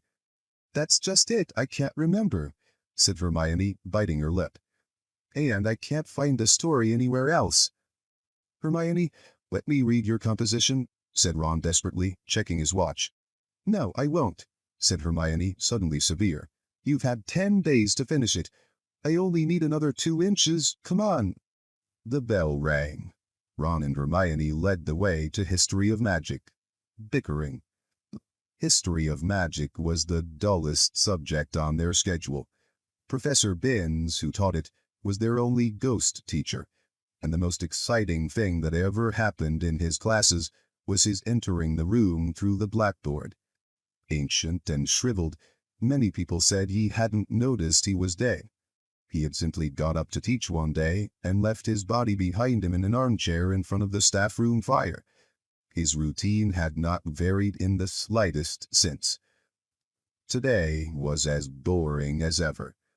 Professor Binns opened his notes and began to read in a flat drone like an old vacuum cleaner until nearly everyone in the class was in a deep stupor, occasionally coming to long enough to copy down a name or date, then falling asleep again. He had been speaking for half an hour when something happened that had never happened before. Hermione put up her hand.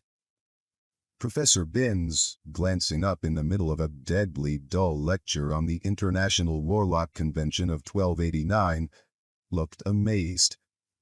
"Miss, Granger, Professor, I was wondering if you could tell us anything about the Chamber of Secrets," said Hermione in a clear voice. Dean Thomas, who had been sitting with his mouth hanging open, gazing out of the window, jerked out of his trance. Lavender Brown's head came up off her arms, and Neville Longbottom's elbows slipped off his desk. Professor Binns blinked. "My subject is History of Magic," he said in his dry, wheezy voice. "I deal with facts, Miss Granger, not myths and legends." He cleared his throat with a small noise like chalk snapping, and continued. "In September of that year, a subcommittee of Sardinian sorcerers—" He stuttered to a halt. Hermione's hand was waving in the air again. "Miss Grant?" "Please, sir, don't legends always have a basis in fact?" Professor Binns was looking at her in such amazement, Harry was sure no student had ever interrupted him before, alive or dead. "Well," said Professor Binns slowly, "yes, one could argue that, I suppose." He peered at Hermione as though he had never seen a student properly before. "However, the legend of which you speak is such a very sensational, even ludicrous tale." But the whole class was now hanging on Professor Binns's every word. He looked dimly at them all. Every face turned to his.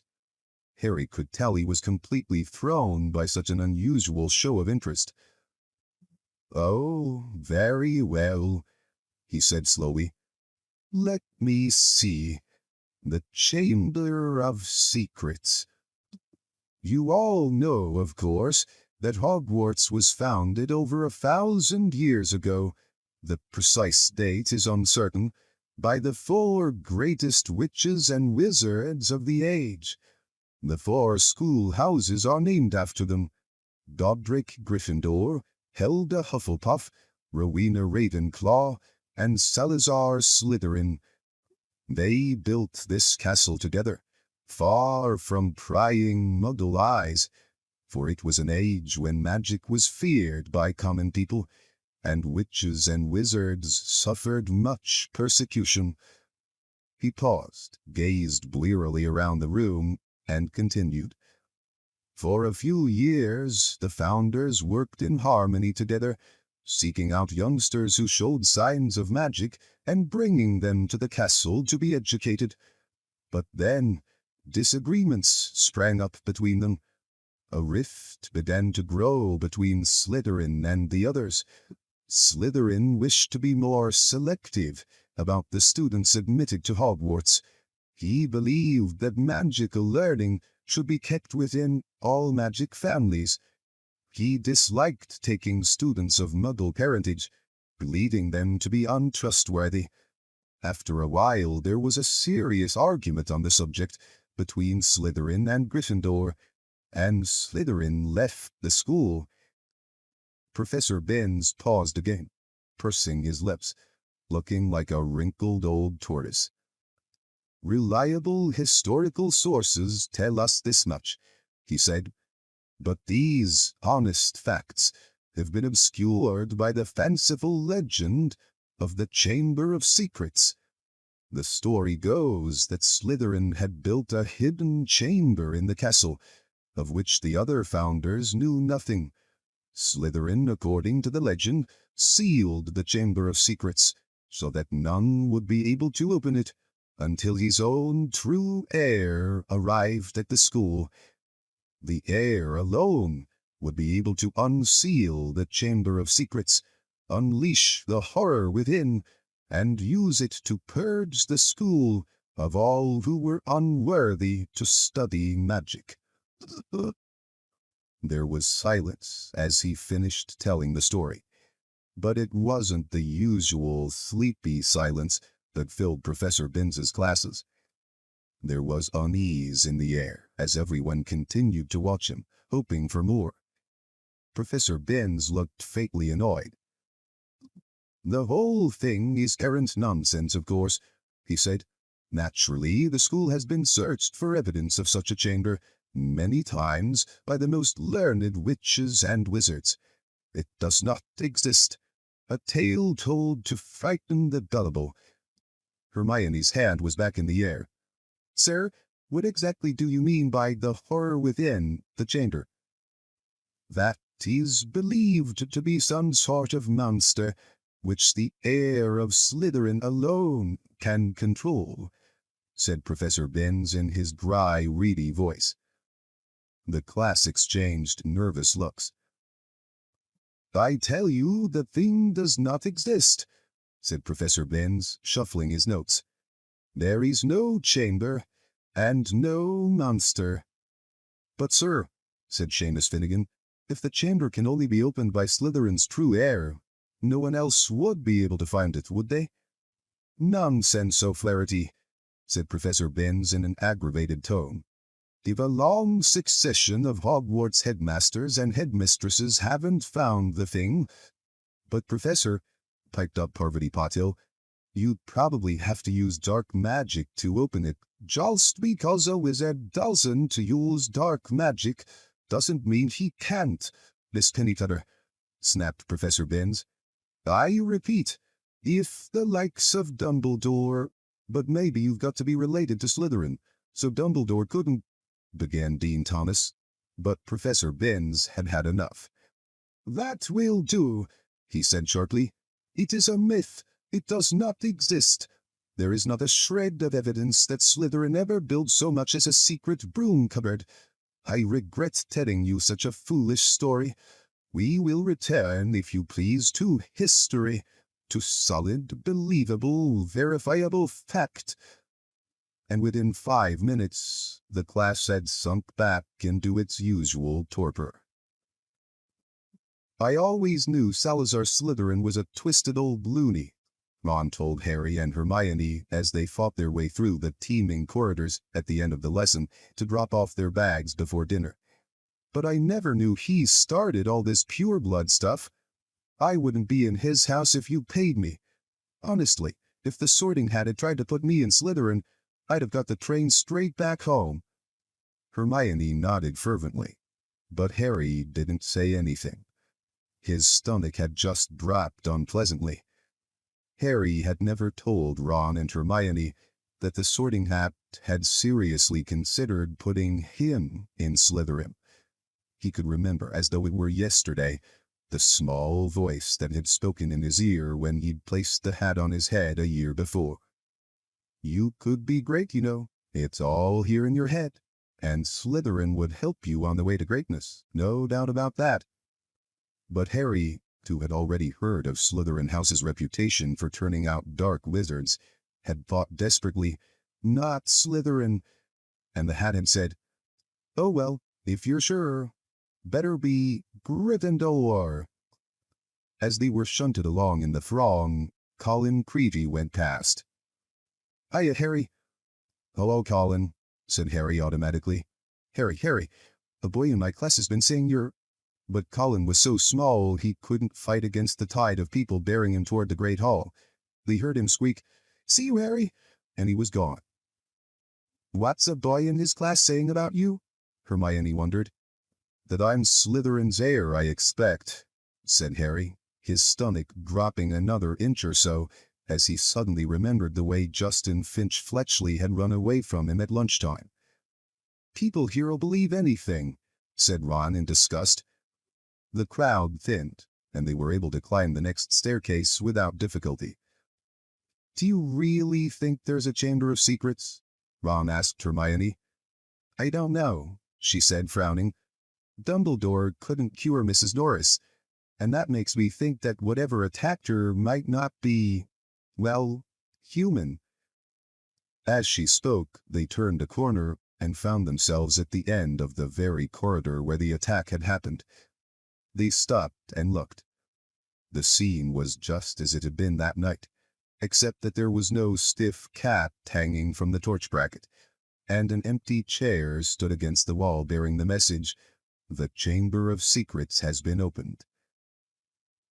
That's where Filch has been keeping guard, Ron muttered. They looked at each other. The corridor was deserted. Can't hurt to have a poke around, said Harry, dropping his bag and getting to his hands and knees so that he could crawl along, searching for clues.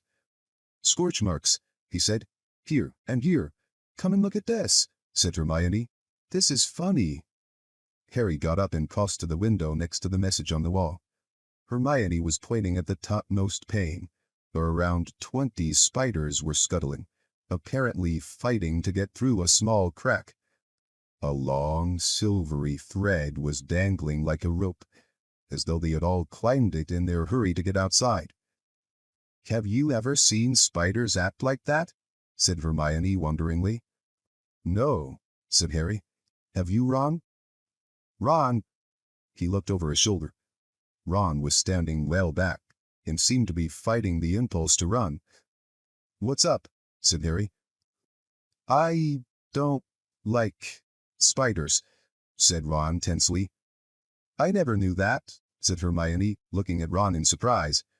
You've used spiders in potions loads of times. I don't mind them dead, said Ron, who was carefully looking anywhere but at the window. I just don't like the way they move. Hermione giggled. It's not funny, said Ron fiercely. If you must know, when I was 3, Fred turned my teddy bear into a great big filthy spider because I broke his toy broomstick. You wouldn't like them either if you'd been holding your bear and suddenly it had too many legs and... He broke off, shuddering. Hermione was obviously still trying not to laugh. Feeling they had better get off the subject, Harry said, Remember all that water on the floor? Where did that come from? Someone's mopped it up. It was about here, said Ron, recovering himself to walk a few paces past Filch's chair and pointing. Level with this door. He reached for the brass doorknob, but suddenly withdrew his hand as though he'd been burned. What's the matter? Said Harry.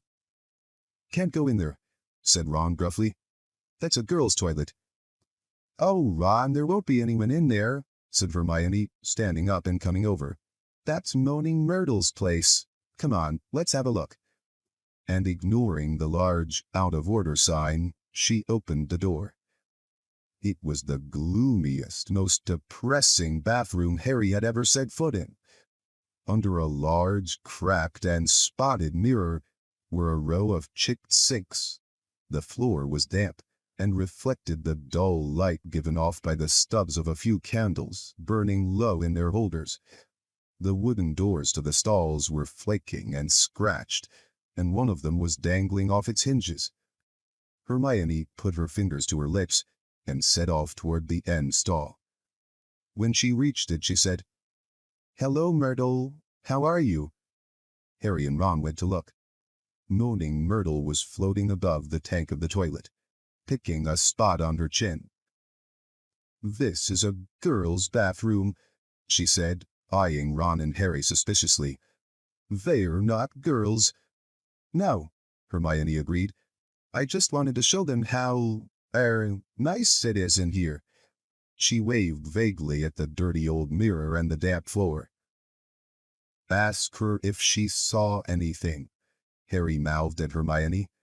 What are you whispering? Said Myrtle, staring at him. Nothing, said Harry quickly. We wanted to ask. I wish people would stop talking behind my back, said Myrtle, in a voice choked with tears. I do have feelings, you know, even if I am dead. Myrtle, no one wants to upset you, said Hermione. Harry only, no one wants to upset me. That's a good one, howled Myrtle.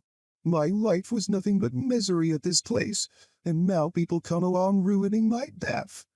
We wanted to ask you if you've seen anything funny lately, said Hermione quickly, because a cat was attacked right outside your front door on Halloween. Did you see anyone near here that night? Said Harry. I wasn't paying attention, said Myrtle dramatically. Peeves upset me so much I came in here and tried to kill myself. Then of course I remembered that I'm already dead, said Ron helpfully. Myrtle gave a tragic sob, rose up in the air, turned over, and dived head first into the toilet, splashing water all over them and vanishing from sight, although from the direction of her muffled sobs she had come to rest somewhere in the U-bend. Harry and Ron stood with their mouths open, but Hermione shrugged wearily and said, Honestly, that was almost cheerful for Myrtle. Come on, let's go. Harry had barely closed the door on Myrtle's gurgling sobs when a loud voice made all three of them jump. Ron! Percy Weasley had stopped dead at the head of the stairs, prefect badge agleam, an expression of complete shock on his face. That's a girl's bathroom, he gasped. What were you? Just having a look around, Ron shrugged. Clues, you know. Percy swelled in a manner that reminded Harry forcefully of Mrs. Weasley. Get away from there, Percy said, striding toward them and starting to bustle them along, flapping his arms. Don't you care what this looks like? Coming back here while everyone's at dinner? Why shouldn't we be here? Said Ron hotly, stopping short and glaring at Percy. Listen, we never laid a finger on that cat. That's what I told Ginny, said Percy fiercely. But she still seems to think you're going to be expelled. I've never seen her so upset, crying her eyes out. You might think of her. All the first years are thoroughly overexcited by this business. You don't care about Ginny, said Ron, whose ears were now reddening. You're just worried I'm going to mess up your chances of being head boy. 5 points from Gryffindor, Percy said tersely, fingering his prefect badge. And I hope it teaches you a lesson. No more detective work, or I'll write to Mum. And he strode off, the back of his neck as red as Ron's ears. Harry, Ron, and Hermione chose seats as far as possible from Percy in the common room that night. Ron was still in a very bad temper, and kept blotting his charms homework. When he reached absently for his wand to remove the smudges, it ignited the parchment. Fuming almost as much as his homework, Ron slammed the Standard Book of Spells Grade 2 shut. To Harry's surprise, Hermione followed suit. Who can it be, though? She said in a quiet voice, as though continuing a conversation they had just been having. Who'd want to frighten all the squibs and muddleborns out of Hogwarts? Let's think, said Ron in mock puzzlement. Who do we know who thinks muddleborns are scum? He looked at Hermione. Hermione looked back, unconvinced. If you're talking about Malfoy, of course I am, said Ron. You heard him. You'll be next, mudbloods. Come on, you've only got to look at his foul rat face to know it's him. Malfoy, the heir of Slytherin? Said Hermione skeptically. Look at his family, said Harry, closing his books too. The whole lot of them have been in Slytherin. He's always boasting about it. They could easily be Slytherin's descendants. His father's definitely evil enough. They could have had the key to the Chamber of Secrets for centuries, said Ron, handing it down, father to son. Well, said Hermione cautiously, I suppose it's possible. But how do we prove it? Said Harry darkly. There might be a way, said Hermione slowly, dropping her voice still further with a quick glance across the room at Percy. Of course it would be difficult. And dangerous. Very dangerous. We'd be breaking about 50 school rules, I expect. If in a month or so you feel like explaining, you will let us know, won't you? Said Ron irritably. All right, said Hermione coldly. What we'd need to do is to get inside the Slytherin common room and ask Malfoy a few questions without him realizing it's us. But that's impossible, Harry said as Ron laughed. No, it's not, said Hermione. All we'd need would be some polyjuice potion. What's that? Said Ron and Harry together. Snape mentioned it in class a few weeks ago. Do you think we've got nothing better to do in potions than listen to Snape? Muttered Ron. It transforms you into somebody else. Think about it. We could change into 3 of the Slytherins. No one would know it was us. Malfoy would probably tell us anything. He's probably boasting about it in the Slytherin common room right now, if we could only hear him. This polyjuice stuff sounds a bit dodgy to me, said Ron, frowning. What if we were stuck looking like 3 of the Slytherins forever? It wears off after a while, said Hermione, waving her hand impatiently. But getting hold of the recipe will be very difficult. Snape said it was in a book called Most Potent Potions, and it's bound to be in the restricted section of the library. There was only one way to get out a book from the restricted section. You needed a signed note of permission from a teacher. Hard to see why we'd want the book, really, said Ron, if we weren't going to try and make one of the potions. I think, said Hermione, that if we made it sound as though we were just interested in the theory, we might stand a chance. Oh, come on, no teacher's going to fall for that, said Ron. They'd have to be really thick. Chapter 10. The Rogue Bludger. Since the disastrous episode of the Pixies, Professor Lockhart had not brought live creatures to class. Instead, he read passages from his books to them, and sometimes reenacted some of the more dramatic bits. He usually picked Harry to help him with these reconstructions. So far, Harry had been forced to play a simple Transylvanian villager whom Lockhart had cured of a babbling curse, a yeti with a head cold, and a vampire who had been unable to eat anything except lettuce since Lockhart had dealt with him. Harry was hauled to the front of the class during their very next Defense Against the Dark Arts lesson, this time acting a werewolf. If he hadn't had a very good reason for keeping Lockhart in a good mood, he would have refused to do it. "Nice loud howl, Harry." "Exactly." And then, if you'll believe it, I pounced, like this, slammed him to the floor, thus. With one hand I managed to hold him down, with my other I put my wand to his throat. I then screwed up my remaining strength and performed the immensely complex, amorphous charm. He let out a piteous moan. "Go on, Harry." "Higher than that." "Good." The fur vanished, the fangs shrank, and he turned back into a man. Simple, yet effective. And another village will remember me forever as the hero who delivered them from the monthly terror of werewolf attacks. The bell rang and Lockhart got to his feet. "Homework. Compose a poem about my defeat of the Wagga Wagga werewolf. Signed copies of Magical Me to the author of the best one." The class began to leave. Harry returned to the back of the room where Ron and Hermione were waiting.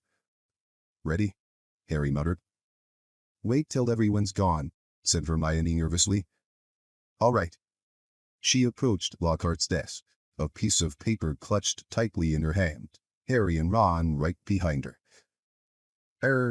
Professor Lockhart," Hermione stammered. "I wanted to get this book out of the library, just for background reading." She held out the piece of paper, her hand shaking slightly. "But the thing is, it's in the restricted section of the library, so I need a teacher to sign for it. I'm sure it would help me understand what you say in Gadding with Ghouls about slow-acting venoms." "Ah, Gadding with Ghouls," said Lockhart, taking the note from Hermione and smiling widely at her. "Possibly my very favorite book. You enjoyed it?" "Oh, yes," said Hermione eagerly. "So clever, the way you trapped that last one with the tea strainer." "Well, I'm sure no one will mind me giving the best student of the year a little extra help," said Lockhart warmly, and he pulled out an enormous peacock quill. "Yes, nice, isn't it?" he said, misreading the revolted look on Ron's face. "I usually save it for book sightings." He scrawled an enormous loopy signature on the note and handed it back to Hermione. "So, Harry," said Lockhart, while Hermione folded the note with fumbling fingers and slipped it into her bag. "Tomorrow's the first Quidditch match of the season, I believe. Gryffindor against Slytherin, is it not? I hear you're a useful player. I was a seeker, too. I was asked to try for the national squad, but preferred to dedicate my life to the eradication of the dark forces. Still, if you ever feel the need for a little private training, don't hesitate to ask. Always happy to pass on my expertise to less able players." Harry made an indistinct noise in his throat, and then hurried off after Ron and Hermione. "I don't believe it," he said as the three of them examined the signature on the note. "He didn't even look at the book we wanted." "That's because he's a brainless git," said Ron. "But who cares? We've got what we needed." "He is not a brainless git," said Hermione shrilly as they half ran toward the library. "Just because he said you were the best student of the year." They dropped their voices as they entered the muffled stillness of the library. Madame Pince, the librarian, was a thin, irritable woman who looked like an underfed vulture.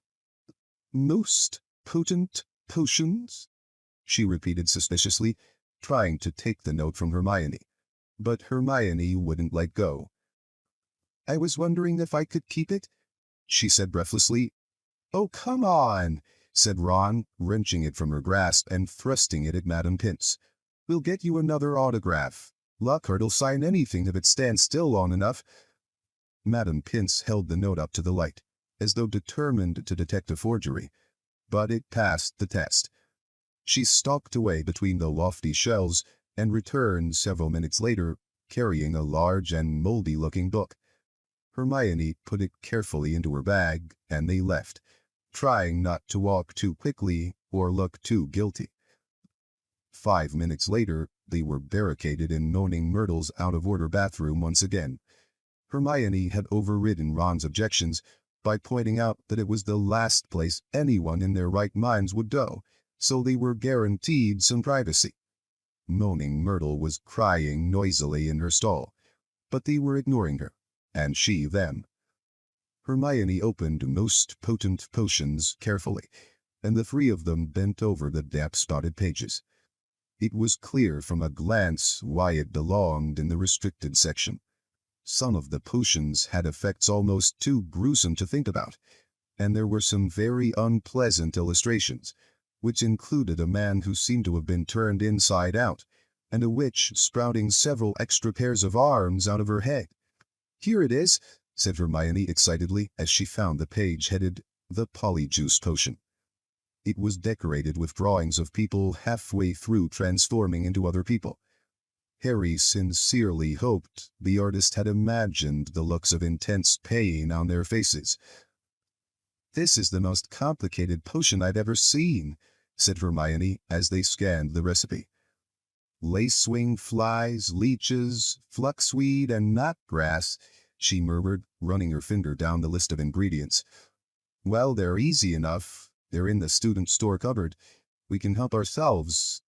"Oh, look, powdered horn of a bicorn. Don't know where we're going to get that. Shredded skin of a boomslang. That'll be tricky too. And, of course, a bit of whoever we want to change into." "Excuse me?" said Ron sharply. "What do you mean, a bit of whoever we're changing into? I'm drinking nothing with crab's toenails in it." Hermione continued as though she hadn't heard him. "We don't have to worry about that yet, though, because we add those bits last." Ron turned speechless to Harry, who had another worry. "Do you realize how much we're going to have to steal, Hermione? Shredded skin of a boomslang. That's definitely not in the student's cupboard. What are we going to do, break into Snape's private stores? I don't know if this is a good idea." Hermione shut the book with a snap. "Well, if you two are going to chicken out, fine," she said. There were bright pink patches on her cheeks, and her eyes were brighter than usual. "I don't want to break the rules, you know.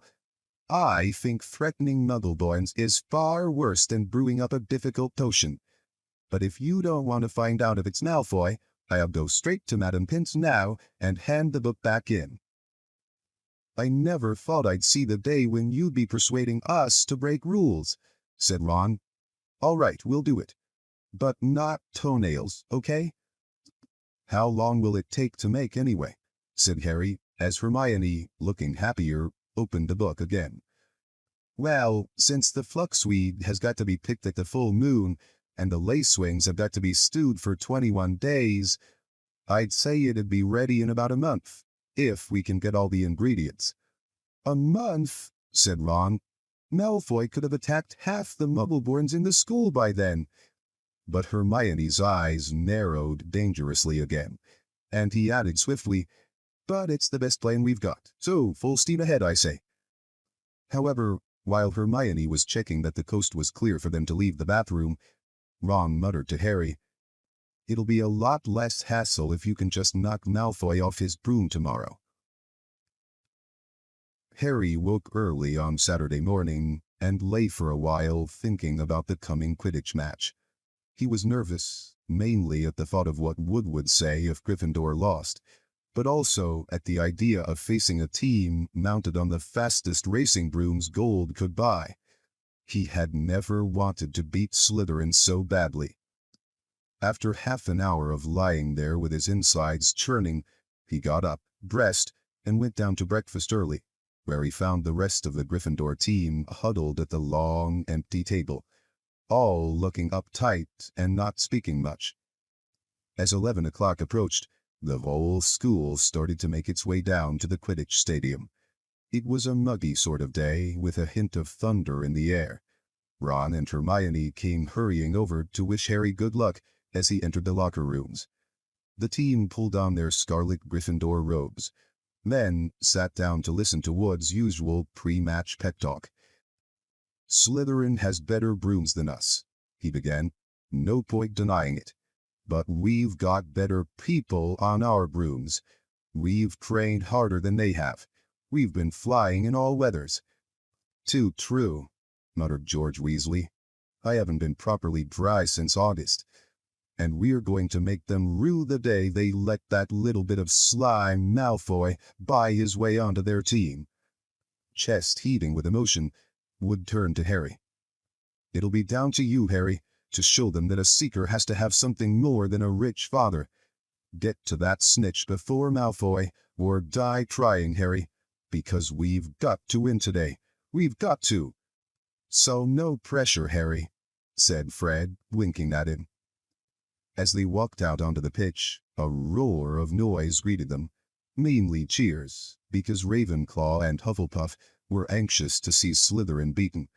But the Slytherins in the crowd made their boos and hisses heard too.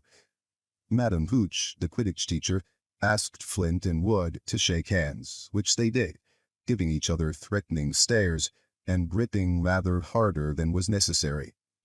"On my whistle," said Madam Hooch. 3, 2, 1. With a roar from the crowd to speed them upward, the 14 players rose toward the leaden sky. Harry flew higher than any of them, squinting around for the snitch. "All right there, Scarhead," yelled Malfoy, shooting underneath him as though to show off the speed of his broom. Harry had no time to reply. At that very moment, a heavy black bludger came pelting toward him. He avoided it so narrowly that he felt it ruffle his hair as it passed. "Close one, Harry," said George, streaking past him with his club in his hand, ready to knock the bludger back toward a Slytherin. Harry saw George give the bludger a powerful whack in the direction of Adrian Pusey, but the bludger changed direction in mid-air and shot straight for Harry again. Harry dropped quickly to avoid it, and George managed to hit it hard toward Malfoy. Once again the bludger swerved like a boomerang and shot at Harry's head. Harry put on a burst of speed and zoomed toward the other end of the pitch. He could hear the bludger whistling along behind him. What was going on? Bludgers never concentrated on one player like this. It was their job to try and unseat as many people as possible. Fred Weasley was waiting for the bludger at the other end. Harry ducked as Fred swung at the bludger with all his might. The bludger was knocked off course. "Gotcha!" Fred yelled happily, but he was wrong. As though it was magnetically attracted to Harry, the bludger pelted after him once more, and Harry was forced to fly off at full speed. It had started to rain. Harry felt heavy drops fall onto his face, splattering onto his glasses. He didn't have a clue what was going on in the rest of the game until he heard Lee Jordan, who was commentating, say, "Slytherin lead, 60 points to 0. The Slytherin's superior brooms were clearly doing their jobs, and meanwhile the mad bludger was doing all it could to knock Harry out of the air. Fred and George were now flying so close to him on either side that Harry could see nothing at all except their flailing arms, and had no chance to look for the snitch, let alone catch it. "Someone's tampered with this bludger," Fred grunted, swinging his bat with all his might at it as it launched a new attack on Harry. "We need time out," said George, trying to signal to Wood and stop the bludger breaking Harry's nose at the same time. Wood had obviously got the message. Madam Hooch's whistle rang out, and Harry, Fred, and George dived for the ground, still trying to avoid the mad bludger. "What's going on?" said Wood as the Gryffindor team huddled together, while Slytherins in the crowd jeered. "We're being flattened. Fred, George, where were you when that bludger stopped Angelina scoring?" "We were 20 feet above her, stopping the other bludger from murdering Harry, Oliver," said George angrily. "Someone's fixed it. It won't leave Harry alone. It hasn't gone for anyone else all game. The Slytherins must have done something to it. But the bludgers have been locked in Madam Hooch's office since our last practice, and there was nothing wrong with them then," said Wood anxiously. Madam Hooch was walking toward them.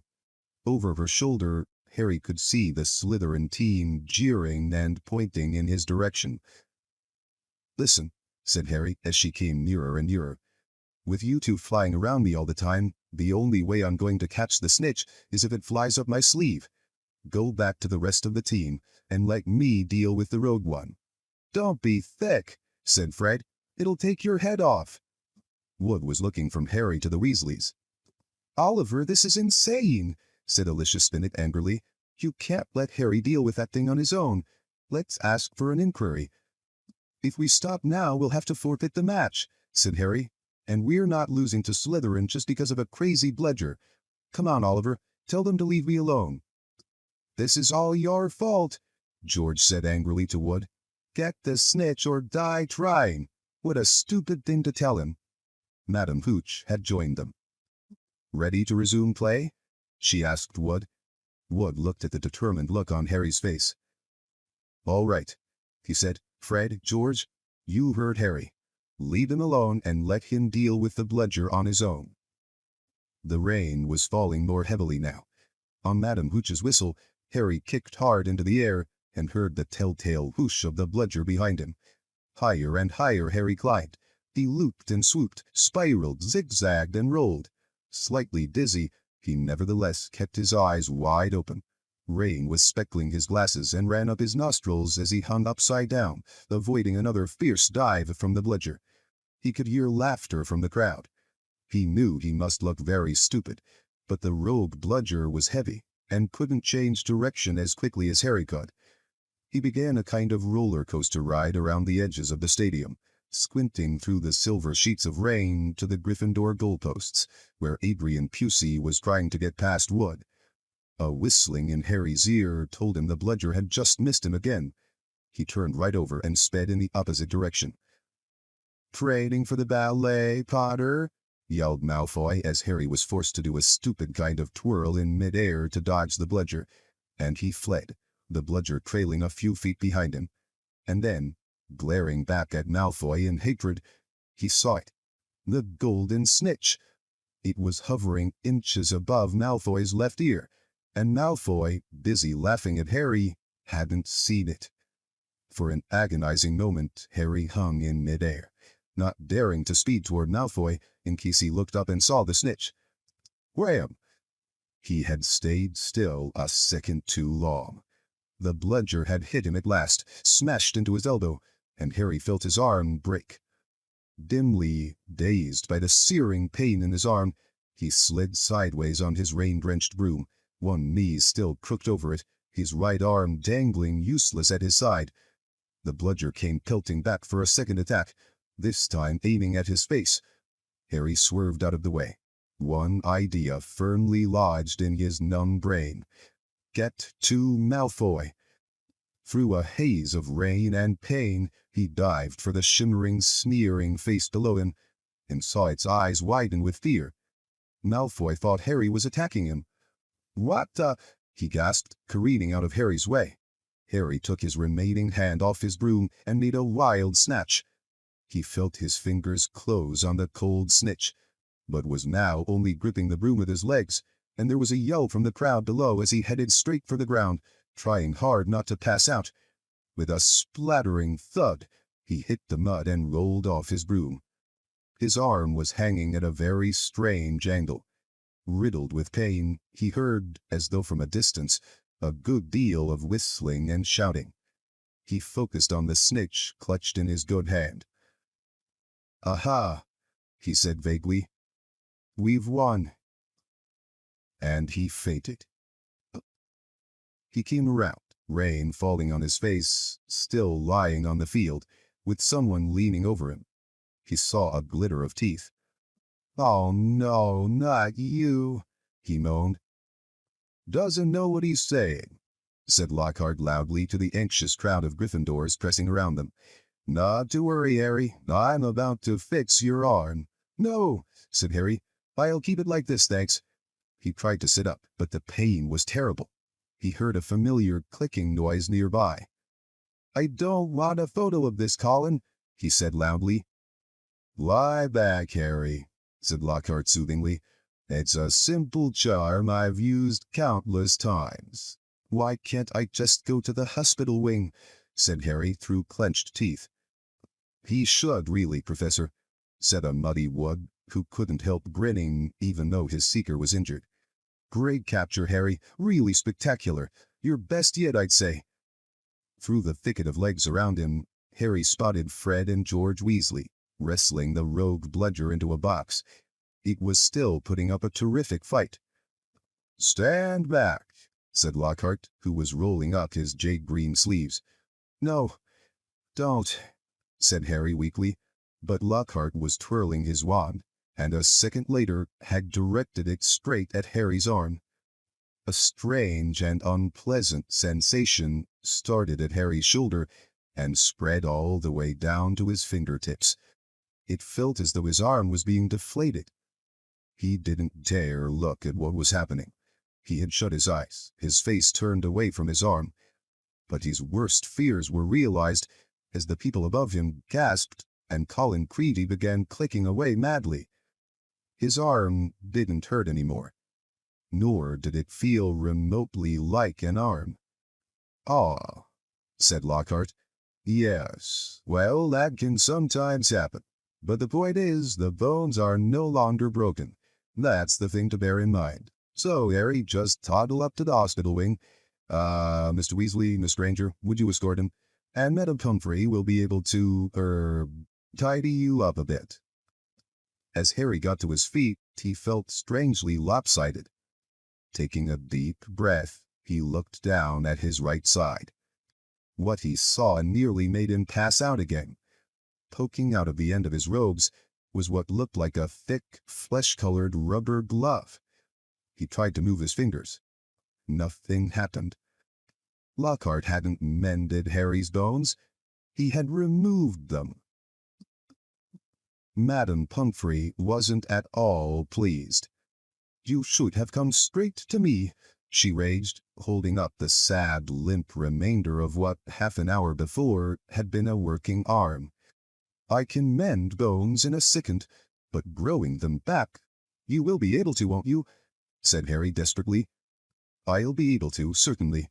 But it will be painful," said Madam Pumphrey grimly, throwing Harry a pair of pajamas. "You'll have to stay the night."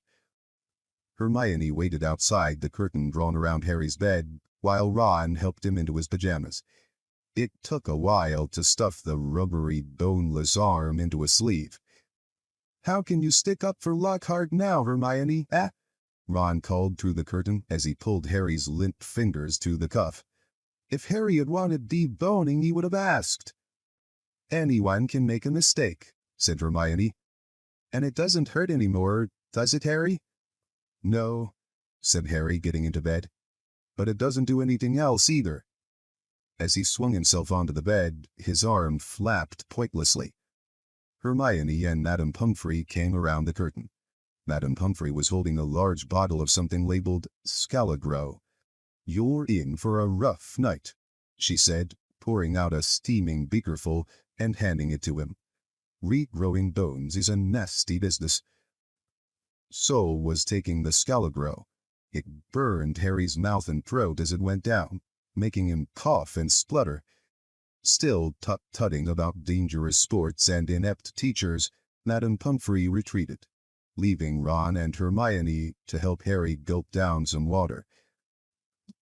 "We won, though," said Ron, a grin breaking across his face. "That was some catch you made. Malfoy's face. He looked ready to kill." "I want to know how he fixed that bludger," said Hermione darkly. "We can add that to the list of questions we'll ask him when we've taken the polyjuice potion," said Harry, sinking back onto his pillows. "I hope it tastes better than this stuff." "If it's got bits of Slytherins in it, you've got to be joking," said Ron. The door of the hospital wing burst open at that moment. Filthy and soaking wet, the rest of the Gryffindor team had arrived to see Harry. "Unbelievable flying, Harry," said George. I've just seen Marcus Flick yelling at Malfoy. Something about having the snitch on top of his head and not noticing. Malfoy didn't seem too happy. They had brought cakes, sweets, and bottles of pumpkin juice. They gathered around Harry's bed and were just getting started on what promised to be a good party when Madame Pomfrey came storming over, shouting, "This boy needs rest. He's got 33 bones to regrow. Out, out." And Harry was left alone, with nothing to distract him from the stabbing pains in his limp arm. Hours and hours later, Harry woke quite suddenly in the pitch blackness and gave a small yelp of pain. His arm now felt full of large splinters. For a second, he thought that was what had woken him. Then, with a thrill of horror, he realized that someone was sponging his forehead in the dark. "Get off," he said loudly, and then, "Dobby!" The house elf's goggling tennis-ball eyes were peering at Harry through the darkness. A single tear was running down his long, pointed nose. "Harry Potter came back to school," he whispered miserably. "Dobby warned and warned Harry Potter. Sir, why didn't you heed?"